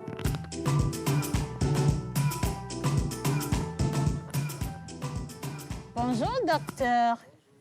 Comment ça va? Alors, on va bien rapprocher le micro. Alors, docteur, vous avez votre patiente avec vous, la voilà. 6 mois après son accouchement, qu'est-ce que ça fait de la retrouver, tous sourire comme ça? Ça fait plaisir. mission accomplie, quoi. Mission accomplie. Mission accomplie. En tout cas, je suis très contente que vous ayez accepté de partager ces moments avec nous. Nous avons des notions aujourd'hui que vous allez nous aider à comprendre. Mais avant même de vous annoncer, on se demandait comment les docteurs se sentent au moment de l'accouchement de leurs patientes. C'est une question curiosité de nous, les patientes. C'est ça. Qu'est-ce que ça fait, en fait, de voir que, voilà, la gestante, elle est là, elle va accoucher d'un moment à l'autre. On vous voit garder un sang-froid légendaire pendant cet instant, alors que tout le monde va et vient, ça va dans tous les sens. Mais alors, qu'est-ce qui se passe en vous? Alors, sans vous mentir, le sang-froid légendaire que vous dites cache un stress énorme parce qu'un accouchement n'est jamais anodin. Tout peut bien se présenter, mais ça peut dégénérer à tout moment. Donc, on est toujours sur le qui-vive, prêt à réagir quelque chose qui va se passer. Et voilà. Toujours sur le qui-vive. Et alhamdoulilah, ça va se passer. Ça se passe toujours très, très bien. On rend grâce à Dieu. On nous parle, docteur, d'abord de base. À quel moment une femme enceinte commence ses consultations prénatales? Alors, les consultations prénatales, elles commencent à la fin du premier trimestre. Habituellement, on commence entre 13 et 14 semaines. Mais il ne faut pas attendre ce moment pour consulter. Parce qu'il y a des grossesses extra-utérines, par exemple, ou bien des petites anomalies de l'insertion de l'œuf. Donc, dès que vous vous savez enceinte, il faut aller en consultation pour qu'on puisse faire un examen, savoir si l'œuf est vraiment dans l'utérus, savoir si tout se passe bien, s'il n'y a pas une infection ou quoi que ce soit qui peut entraver le bon déroulement du début de grossesse avant qu'on vous donne un rendez-vous maintenant pour débuter les consultations prénatales. Docteur, avant même de parler de la première consultation, il y a un autre phénomène que les femmes enceintes ont dû subir. Ne sachant pas qu'on est enceinte, ça va, on va bien. Et le jour où on fait le test de grossesse et qu'on apprend qu'on est enceinte, à partir de cet instant, on commence à sentir les symptômes. Nina m'a dit. Voilà. Maman Suzanne, j'ai menti. C'est quand on n'a pas fait le test de grossesse, on se sent très bien. On ne ressent, je ne sais pas si c'est une sorte de déni ou je ne sais pas ce que ça veut dire, mais dès que vous faites le test de grossesse et que le test est positif, là, vous commencez à sentir des nausées, la fatigue, Pas toujours. Le ballonnement, Pas, tout le pas tralala. toujours. Quelquefois, ce sont les nausées, les vertiges qui vous poussent à consulter. Voilà. Nina, moi, ce n'était pas mon cas. J'avais rien. Bon, je peux dire. Les règles ne venaient pas. C'était le seul signe, oui, je pense. mais j'avais un petit retard, juste un retard de un jour. OK. Donc, j'avais pas grand-chose. En fait, je me suis mariée en février. Janvier, février, mars, avril. Avril, j'ai fait mon mariage civil. C'est après que je me suis rendu compte que quand je faisais le mariage civil, j'étais enceinte. Mais je ne savais pas, j'avais rien. C'est quand j'ai eu mon un jour de retard, là, j'ai écrit. Au docteur. Docteur, je ne vois pas mes règles. C'est que c'est ça. Quelle est sa responsabilité dedans? La manière dont il écrit, docteur, je ne vois pas mes règles. Qu'est-ce qu'il a fait dedans? OK. Je vais faire un test pour voir. Je fais le test, je vois qu'il y a 2 barres. Ça n'a même pas fait 3 jours. J'ai commencé les malaises. Non, 3 jours, c'est trop. Moi, je me rappelle, mon premier geste, c'était le même jour, docteur, je vous assure. Moi, j'avais rien. J'étais là, j'ai quoi, un petit retard. Je n'avais rien. Dès que j'ai fait le test, en même temps, puis je me rappelle bien, c'est mon frère qui a fait le test avec moi. Moi, je suis toujours très... Dès que j'ai fait le test, j'ai commencé à sentir que je veux vomir. Entre-temps, je suis fatiguée. Entre-temps, je suis... En fait, mais alors que tout allait très, très bien. Est-ce que c'est réel ce qu'on dit ou c'est dans la tête que ça se passe? C'est possible qu'il y ait une composante psychologique à la chose. Et ça arrive, on le voit. Mais la plupart du temps, ce qui donne cet écart-là, c'est que le test de grossesse, lorsque vous le faites tôt, les hormones de grossesse ne sont pas encore assez présentes pour vous donner les signes. C'est ça. C'est-à-dire, dès que vous avez un retard de règles, 2-3 jours après, vous faites le test, vous n'allez pas sentir les signes. Mais les femmes qui, par exemple, ont l'habitude d'avoir des troubles de cycle, ça peut leur arriver d'attendre 2 semaines après Et c'est en ce moment que c'est les signes de grossesse qui vont les emmener à faire le test et test savoir de qu'elles sont enceintes. grossesse. Donc la plupart du temps, cet écart est dû au fait que vous êtes un peu regardante sur votre santé. Donc dès le premier retard de règles, vous faites le test en même temps. Donc vous avez le diagnostic de grossesse avant que les signes apparaissent. Ok, d'accord. Donc le premier trimestre, on doit faire un test on doit faire la première consultation prénatale. Est-ce que c'est à cette consultation qu'on fait une échographie? Oui, à cette consultation, on fait l'échographie du premier trimestre. Cette échographie permet de dater la grossesse. Et donc, ça permet de dater avec certitude parce qu'il y a des femmes qui ne se rappellent pas de la date des dernières règles. Exactement. Donc, cette échographie nous permet de dater avec certitude et de s'assurer qu'il n'y a pas une autre anomalie qui puisse entraver le bon déroulement de la grossesse. Il faut combien de consultations avant l'accouchement, docteur?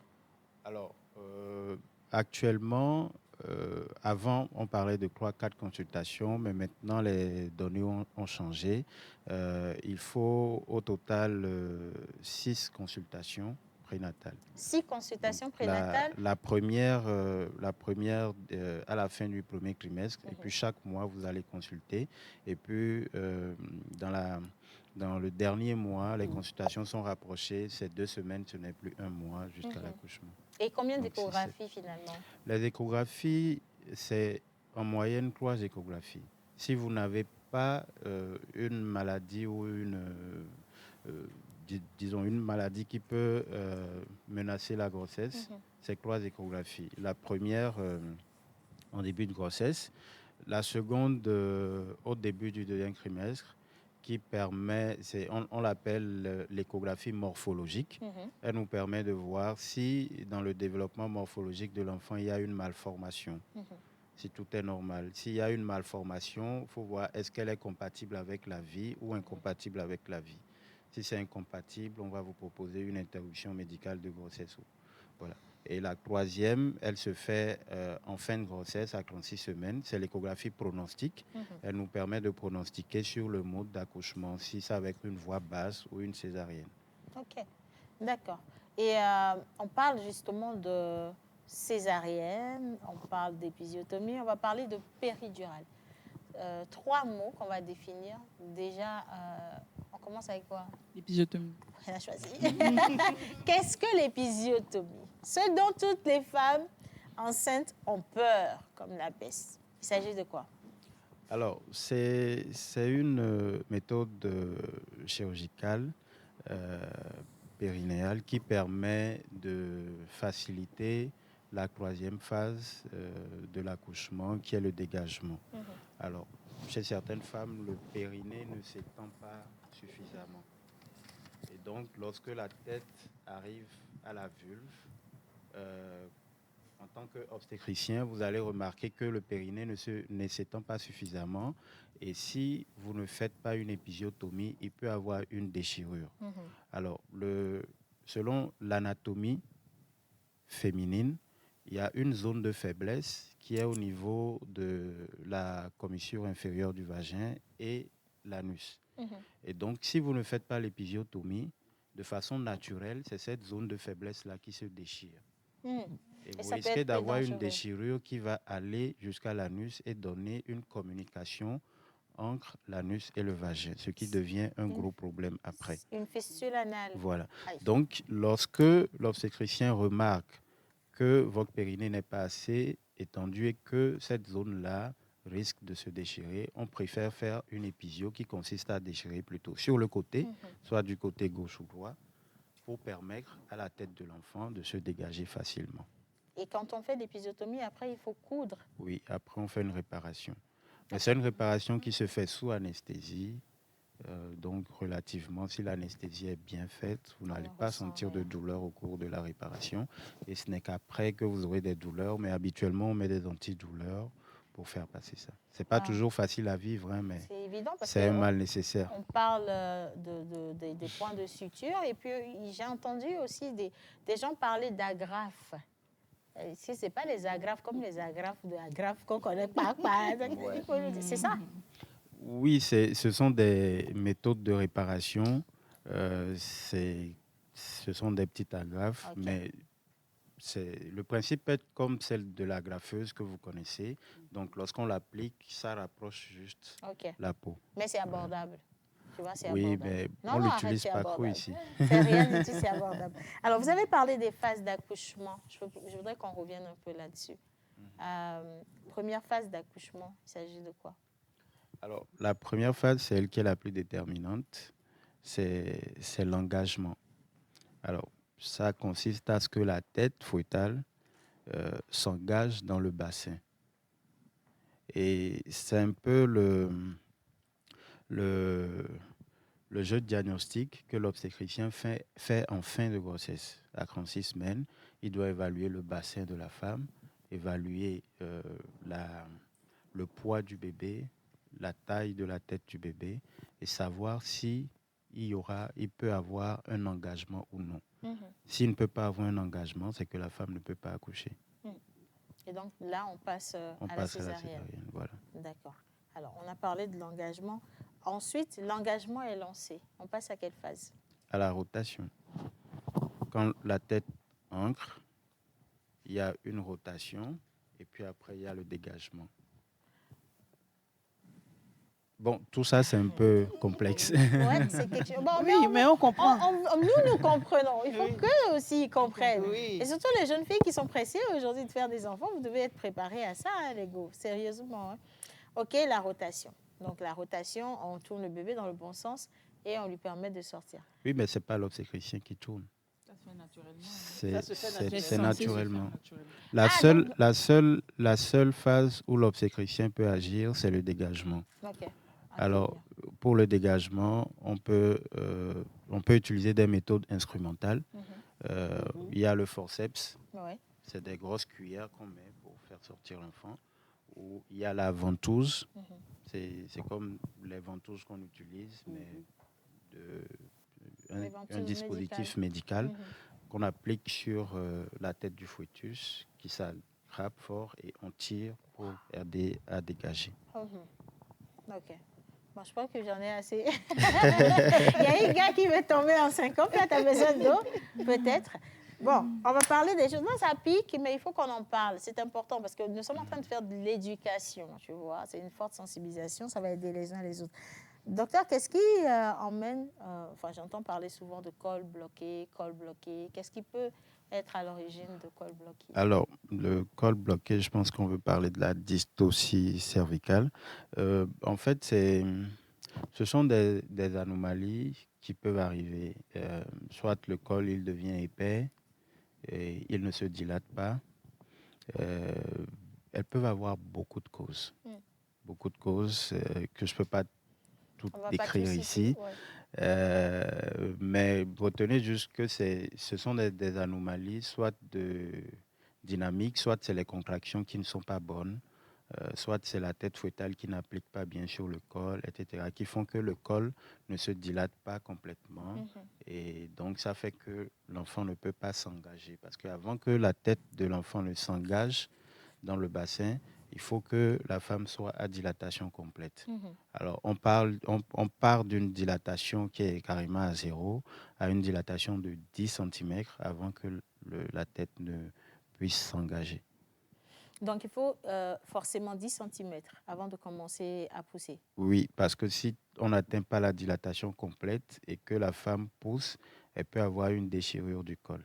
Et ça devient une grosse urgence parce que le col saigne beaucoup. Alors, tout à l'heure, on parlait justement de saignement. Maman Suzanne, qui partageait son expérience avec nous, elle a dit qu'elle avait fini d'accoucher, le bébé est sorti à 1h05 du matin. Donc, tout avait l'air d'aller bien. Et les sorciers se sont invités parce que madame a commencé à saigner et ça ne s'arrêtait pas. Qu'est-ce qui peut être à l'origine des saignements? Alors, juste après un accouchement, l'origine des saignements sont multiples. D'abord, comme je l'ai dit tout à l'heure, ça peut être une déchirure du col. Ça peut être une atonie utérine, c'est-à-dire l'utérus ne se retracte pas bien parce qu'après l'accouchement, lorsque le placenta sort, il faut que l'utérus se retracte pour former ce qu'on appelle le globe de sécurité ou le globe utérin. Parce que vous voyez, toutes les parties où le placenta s'est inséré, lorsqu'il s'enlève, c'est des micro-vaisseaux qui saignent. Mhm. Et cette rétraction naturelle de l'utérus qui devient dur comme un caillou fait que ces vaisseaux-là sont comprimés et la femme ne saigne plus. Aïe. Alors, si l'utérus devient lâche, atonique, elle va se mettre à saigner. Ça peut être dangereux. Dangereux, très dangereux. Et alors, on peut avoir aussi une rupture utérine, c'est-à-dire l'utérus peut se déchirer à l'intérieur. Ça, c'est encore plus dangereux parce qu'on ne le voit pas. Mhm. Elle a accouché normalement, donc on ne voit pas. Et c'est les saignements qui vont alerter qu'il y a un problème. Et ça peut être tout simple, hein, ça peut être juste une déchirure au niveau du vagin, ça c'est encore plus simple. Et voilà. Mais on peut quand même remédier à toutes ces situations. Oui, non, docteur? oui, toutes ces situations, on peut y remédier. Il y a des protocoles bien définis pour ça. Et d'ailleurs, c'est pour ça qu'une femme, après l'accouchement, ne quitte pas immédiatement la salle d'accouchement, on la surveille. La surveillance est bien codifiée. C'est pour ça, lorsque vous surveillez bien une femme, il n'y a pas de raison qu'il y ait un problème après l'accouchement. Les problèmes surviennent toujours quand la surveillance est mal faite. Amen, amen, amen. Donc, allez-y comprendre quelque chose. On revient sur le placenta. On parle d'accouchement, le bébé il sort du ventre, mais on ne parle jamais de l'accouchement du placenta. Je vais le dire comme ça. Parce qu'on accouche le placenta, n'est-ce pas, docteur? Moi, vous ne m'avez pas dit. Ah, elle veut régler les comptes en même temps. On parle de l'accouchement du placenta. Ouais. Comment ça se passe, ça? Alors, l'accouchement du placenta, on dit, il y a une technique qui parle de la GATPA, qui est la troisième phase de l'accouchement. Donc, habituellement, c'est quelque chose qu'on fait dans les minutes qui suivent en même temps. On ne perd pas le temps. Dès que le bébé sort, on libère les voies aériennes du bébé, on le dépose sur le ventre de la maman. Et immédiatement après, on injecte de l'ocytocine, qui est un utérotonique qui permet de contracter l'utérus. Et on fait ce qu'on appelle une traction contrôlée sur le cordon ombilical qui permet de faire descendre le placenta petit à petit. Et lorsque le placenta vient à la vulve, on fait des rotations sur le placenta qui permettent de l'arracher complètement de l'intérieur de l'utérus pour qu'il ne reste pas de débris. Mais attention, il y a parfois des débris qui restent. Et dans ces cas, on est obligé de faire ce qu'on appelle une révision utérine pour enlever tous ces débris. Et la révision, elle est douloureuse. La révision, elle est douloureuse. Elle est très douloureuse. Ouais. C'est pas enfin, l'accouchement du placenta, ça, c'est pas douloureux. C'est la révision qui devient l'accouchement du douloureuse. placenta, si vous voulez, le placenta, il est très mou, petit. Ça peut être douloureux, mais habituellement, c'est docteur, il y a la femme... les hommes de la réalisation qui demandent que vous parliez très, très fort, qu'ils entendent. D'accord. Parce que OK. je pense qu'ils sont en train de prendre la décision d'accompagner leurs femmes dans les salles d'accouchement. Donc, ils veulent avoir toutes les notions avant d'y aller. Oui. Alors, donc, je disais que ça peut être douloureux, mais la plupart du temps, pendant ce moment-là, la femme est focalisée sur son bébé qui est posé sur son ventre. Donc, j'ai rarement entendu des femmes se plaindre après du placenta. Mais par contre, la révision utérine, en ce moment, il faut carrément renvoyer la main jusqu'à l'intérieur de l'utérus pour racler l'intérieur parce qu'il y a des débris qui sont restés. C'est clair que ce soit douloureux. Donc là, c'est douloureux. Oui. Voilà. Il y a des femmes qui ne supportent pas ou on est obligé de les emmener au bloc opératoire pour faire la révision utérine sous anesthésie. Parce qu'elles ne supportent pas, c'est une douleur. C'est une autre douleur. Il faut coopérer en fait. Oui, je vois, je comprends. Mais bon, on a quand même de très bons docteurs, comme le docteur Kéké, donc il saura quoi faire au moment venu. Iga, redresse-toi, tout va bien. Elle est toute crispée. Elle a même pleuré. Iga, wow. Iga, tout va bien là. Tu es même pas... Oh là là, calme-toi. Docteur, est-ce que vous autorisez les hommes à vivre l'accouchement de leur femme? Complètement, j'autorise et j'encourage parce que c'est quelque chose qui soulage la femme.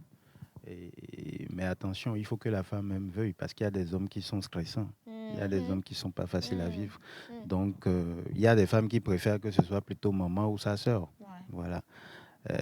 J'ai dit, il y a des hommes, il y a des femmes, c'est ça? Oui, il y a des femmes. Il y a des femmes.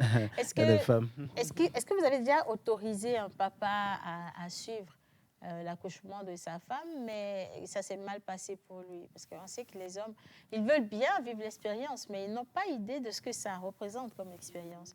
Est-ce que ça s'est déjà mal passé pour un papa dans la salle? Non, pas, mais je me souviens qu'il y a un papa, je ne l'ai pas accepté dans la salle parce que je l'ai déjà vu en consultation plusieurs fois. Et Même en consultation, je sais qu'il ne pouvait pas supporter, donc voilà. Je ne l'ai pas accepté en salle. Parce que ça devait être une césarienne. Et il disait qu'il pouvait, mais bon, ça ne me disait pas vraiment. Je ne voulais pas apporter un stress supplémentaire. C'est clair. mais par contre, il y a d'autres qui sont assez courageux, qui assistent. Et nous, ça nous facilite la tâche, que ce soit pour une césarienne où il est assis à la tête de la femme. Il n'a pas accès au champ opératoire, il ne voit rien.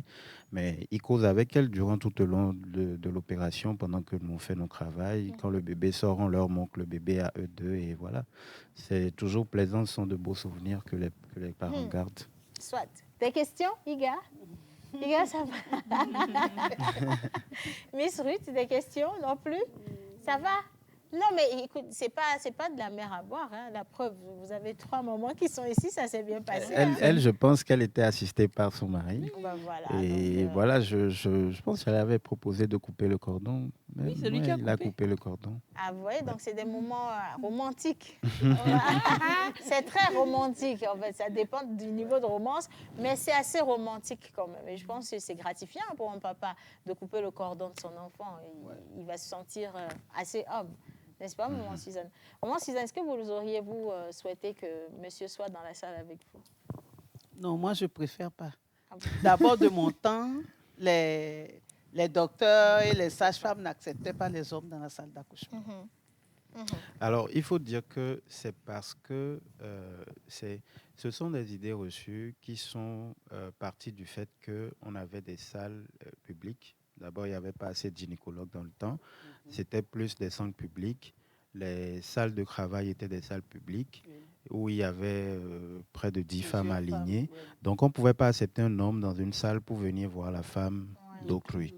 Voilà. Alors, en privé, vous êtes dans votre bloc à vous, il n'y a personne d'autre que vous, donc c'est relativement plus simple de le faire. Et maintenant, même l'Organisation mondiale de la santé le recommande parce que ça réduit beaucoup le stress, ça réduit l'anxiété et ça aide la femme, ça donne le punch à la femme pour pousser assez et pour faciliter l'accouchement. Donc, vous-même en tant qu'obstétricien, ça vous facilite la tâche. En fait. Moi, j'ai énormément de messages ici. On va lire quelques messages des téléspectateurs et des tristes qui partagent les expériences. Donc, coucou la pause. Moi, j'ai 5 enfants. La dernière a 3 mois. J'ai fait 2 césariennes. Justement, je vais revenir là-dessus. Est-ce qu'on peut faire plusieurs césariennes? Mais vous gardez cette question au chaud pour moi. Donc, j'ai fait 2 césariennes. La souffrance de ça. Seul Dieu fait grâce aux femmes. S'il vous plaît, est-ce que vous pouvez parler aux hommes? Déjà ça.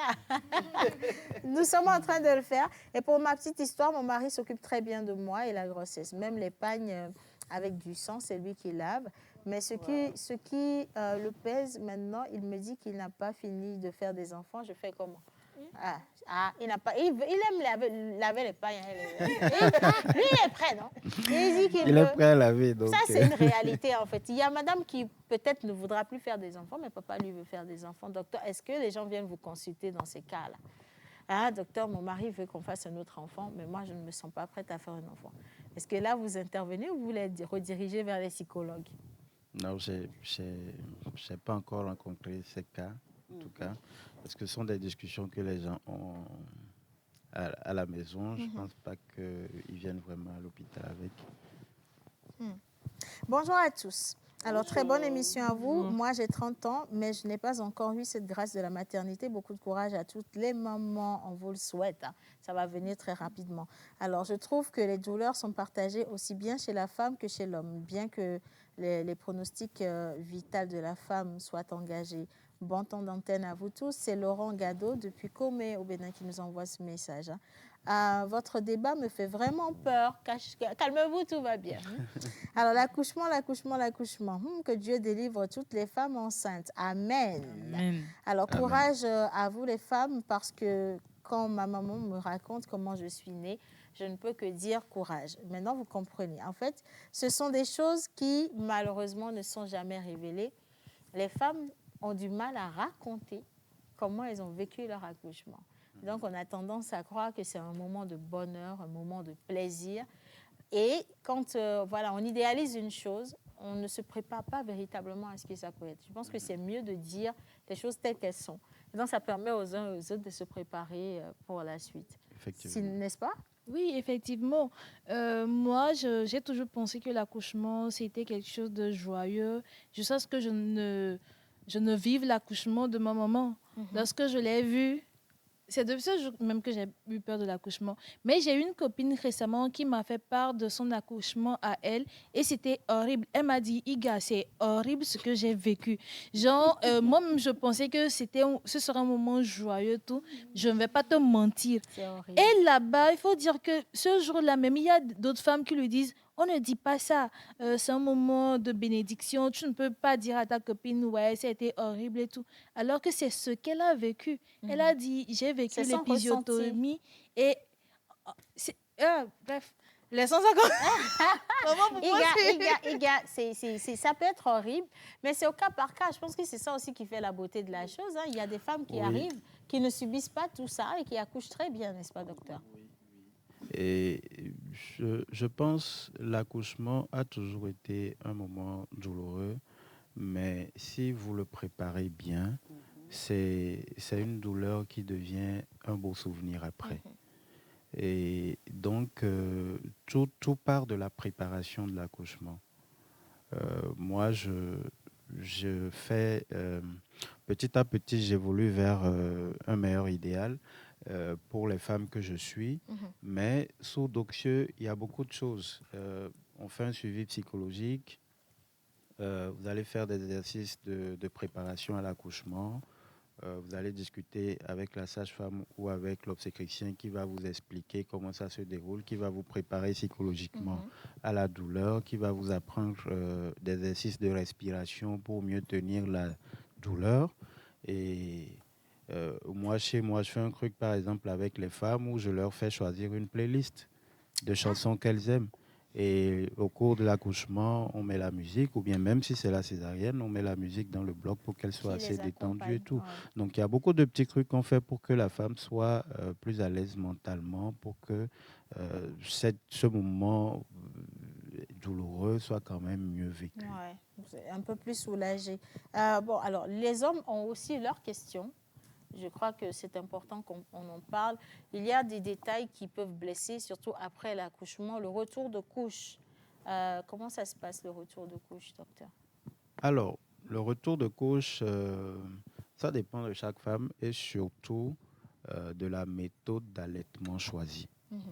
Alors, une femme qui allaite son enfant exclusivement au lait maternel, le retour de couche peut prendre 6 mois, voire 1 an. Quand on dit retour de couche, c'est-à-dire le retour des règles. Le retour des règles. Oui. Le retour des règles peut prendre 6 mois, voire 1 an, parce que lorsque l'enfant tète régulièrement, l'hormone qui est produite, l'hormone qui est sécrétée pour produire le lait maternel, fait un contrôle négatif sur l'hormone qui stimule les règles, je vais dire ça comme ça. Donc, ça fait que lorsque vous allaitez l'enfant exclusivement au lait maternel, les règles ne reviennent pas vite. Et ça constitue une méthode de contraception naturelle qu'on appelle la mama. D'accord? Et lorsque vous faites un allaitement mixte, ou bien lorsque vous allaitez votre enfant au lait artificiel, le retour des couches est relativement plus rapide. Parce que le taux de la prolactine va chuter et donc l'autre hormone va prendre le dessus et votre cycle va reprendre. Il y a un monsieur qui demande si c'est conseillé d'avoir des rapprochements avec sa femme pendant la grossesse. Je dis rapprochement, je mets ça entre griffes, docteur, je pense que vous aurez compris. Oui, c'est conseillé, c'est même recommandé parce que ça permet à la femme de continuer à se sentir femme. il ne faut pas que ce soit la grossesse qui fasse que l'homme commence à s'éloigner. Je ne veux pas la toucher, je ne veux pas qu'il y ait un problème, quoi, non. C'est conseillé et seulement que ce n'est pas dans toutes les positions que ça peut être possible. Et surtout, il faut qu'il n'y ait pas de contre-indication parce qu'il y a certaines maladies de la grossesse qui contre-indiquent carrément les rapprochements pendant la grossesse. Alors, on parle de position de sortie du bébé. Il y a des enfants qui sortent avec le pied, dont moi. Puis il y en a qui sortent avec la tête. Puis il y en a qui viennent avec les fesses. C'est bien ça, oui, position? Oui. Okay. Oui. En général, on les classe en deux, que ce soit les fesses ou le pied. On parle du siège et la tête, c'est la présentation céphalique. Voilà. Donc, le siège, il y a deux types. On a le siège complet et décomplété. C'est ça qui fait qu'on peut voir le pied ou soit les fesses. Voilà. Alors, il est bon ou est-ce qu'il est bon ou mauvais de faire des enfants à un jeune âge? C'est un téléspectateur. La suite de son message, même je suis des questions pour vous. Est-ce qu'on doit faire un enfant tôt? Oui, il faut faire les enfants tôt parce que avec l'âge, ça devient compliqué de tomber enceinte. Et lorsque vous faites les enfants tôt, vous avez relativement le temps pour prendre soin d'eux. Et vous avez le temps aussi pour faire votre carrière professionnelle. Ouais. Et deuxième question, il dit que toutes les réalités dont on parle, là, ça lui a fouetté un tout petit peu son courage parce que sa femme va accoucher bientôt et ça sera la première et la dernière fois. Il rigole. Il dit un seul enfant, c'est Il bon. rigole. Yes. C'est ce qu'on est en train de dire là. Tout ce qu'il entend. Non, maman Suzanne, c'est ce qu'on est en train de dire là. Dès qu'elle va finir d'accoucher, que vous aurez votre bébé en main, je vous promets que vous n'allez pas faire 3 mois. Ça vient très rapidement. Il y a une pour la petite anecdote. Elle a crié partout et après l'accouchement, elle dit non, que ça, c'est la dernière fois. Je lui dis qu'il faut adopter une méthode de contraception. Elle dit non, qu'elle va revenir. Après, elle est perdue de vue. Elle revient après 6 mois, nouvelle grossesse. Je dis, c'est toi qui as dit plus jamais ça. Eh bien, docteur, moi, j'ai envie de poser cette question. Est-ce que c'est mal médicalement qu'une femme mette peut-être 3 mois après son enfantement à avoir encore une autre grossesse? Oui, c'est mauvais, c'est pas conseillé parce que ça permet pas à ton organisme de se reposer. Ouais. Et donc, sur le second plan, c'est que ça ne te permet pas de prendre bien soin du premier bébé qui est né. Parce que c'est ce que moi, je voulais faire. Dès que je vais commencer là, ce sera comme ça sur 4 ans. Il faut laisser un peu de temps. D'un seul, et puis c'est ça qui veut enchaîner. Encore quelques questions rapidement. Alors, pourquoi les séquelles physiques perdurent après une césarienne? La dernière césarienne, on en a eu 3. La dernière date de 2008, mais les douleurs persistent.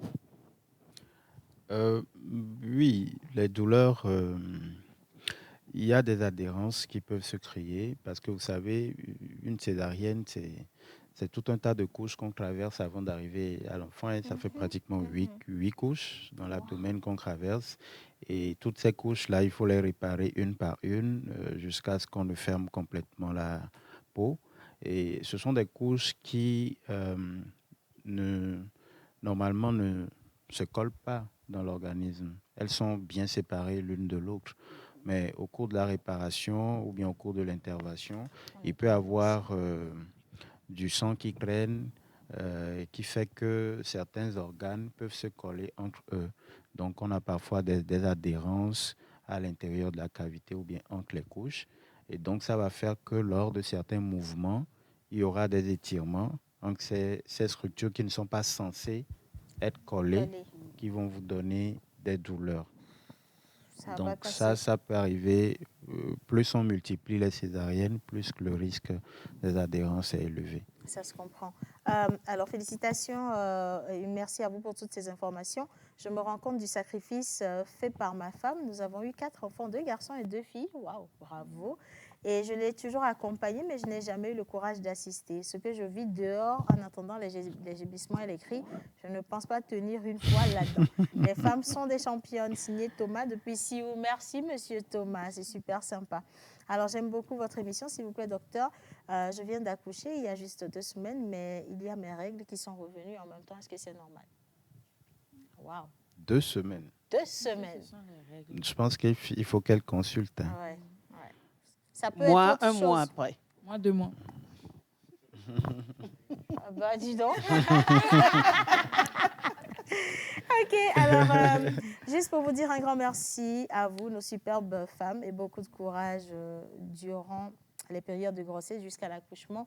J'aime vraiment cette émission. Vous pouvez toujours continuer par crier sans souci. Chapeau à vous, les dames. C'est pour cela que j'admire tellement ma femme. Signé monsieur Eric Amédin depuis Atakwame. Merci beaucoup, monsieur. Et il dit également très belle présentation et intervention du docteur avec toutes les informations possibles pour les femmes.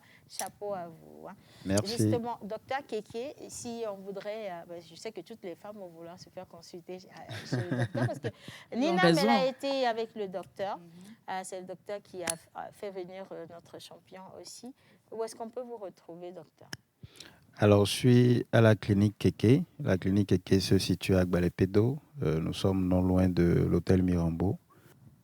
Et le contact du secrétariat, c'est le 91 14 44 44. 91 14 44 44. Donc, notez ça, messieurs, quelque part. C'est mon numéro, ça, à un chiffre près. À un chiffre près. C'est vrai, en plus. Belle coïncidence. Donc, oui, notez ça quelque part. Après, vous pouvez aussi demander des conseils, hein, parce que malheureusement, je crois que l'erreur que beaucoup de personnes font, c'est de se faire consulter dans un seul hôpital et de ne pas demander de expertise de temps à autre. Ça peut aussi sauver la vie, non, docteur Sam? Oui, c'est un droit que chaque patient a. Vous pouvez toujours demander un avis. Si votre médecin vous propose quelque chose et que vous ne comprenez pas vraiment, vous avez le droit de prendre un avis pour s'assurer que voilà, c'est vraiment ce qu'il faut.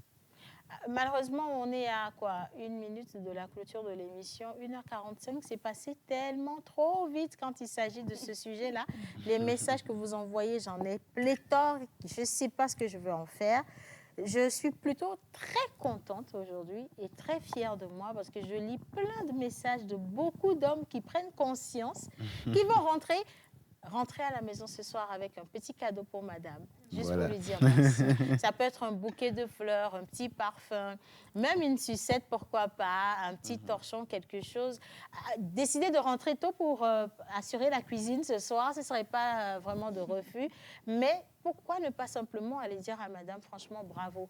Ne lui dites pas que vous avez suivi l'émission et que c'est parce que vous avez suivi l'émission que vous venez lui dire merci pour les enfants. Rentrez et dites-lui, ah chérie, tu sais, je t'aime, je voulais juste te dire bravo pour tout ce que tu fais comme effort et ça va suffire. Je pense que c'est nécessaire qu'on fasse ça, docteur. Oui, oui. On a aujourd'hui beaucoup d'hommes qui ne savent pas accompagner leurs femmes. Est-ce que vous avez un message à adresser à ces hommes? Eh bien, ce que je peux leur dire, c'est que la grossesse, c'est un moment difficile à vivre. Et l'accouchement encore plus. Donc, les femmes ont besoin de leur accompagnement parce que ça leur permet... On va changer de... Voilà, on va donner un deuxième micro. Voilà, là c'est bon. Oui. Donc, je disais tantôt que la grossesse, c'est un moment difficile à vivre, de même que l'accouchement, qu'il est encore plus. Donc, c'est nécessaire, voire primordial, que les hommes prennent conscience et accompagnent leurs femmes, ne serait-ce que lors des consultations prénatales et, si possible, de l'accouchement, parce que ça permet à la femme d'être moins anxieuse et de mieux vivre ce moment qui est particulièrement difficile. Oui. Je pense, vous voulez peut-être compléter quelque chose en 5 secondes? Oui, c'est pour une petite anecdote de fin, c'est que lorsque l'homme accompagne la femme, nous avons plus d'informations sur le vécu de la femme pendant le mois. Parce que quand les femmes arrivent en consultation, elles oublient tout.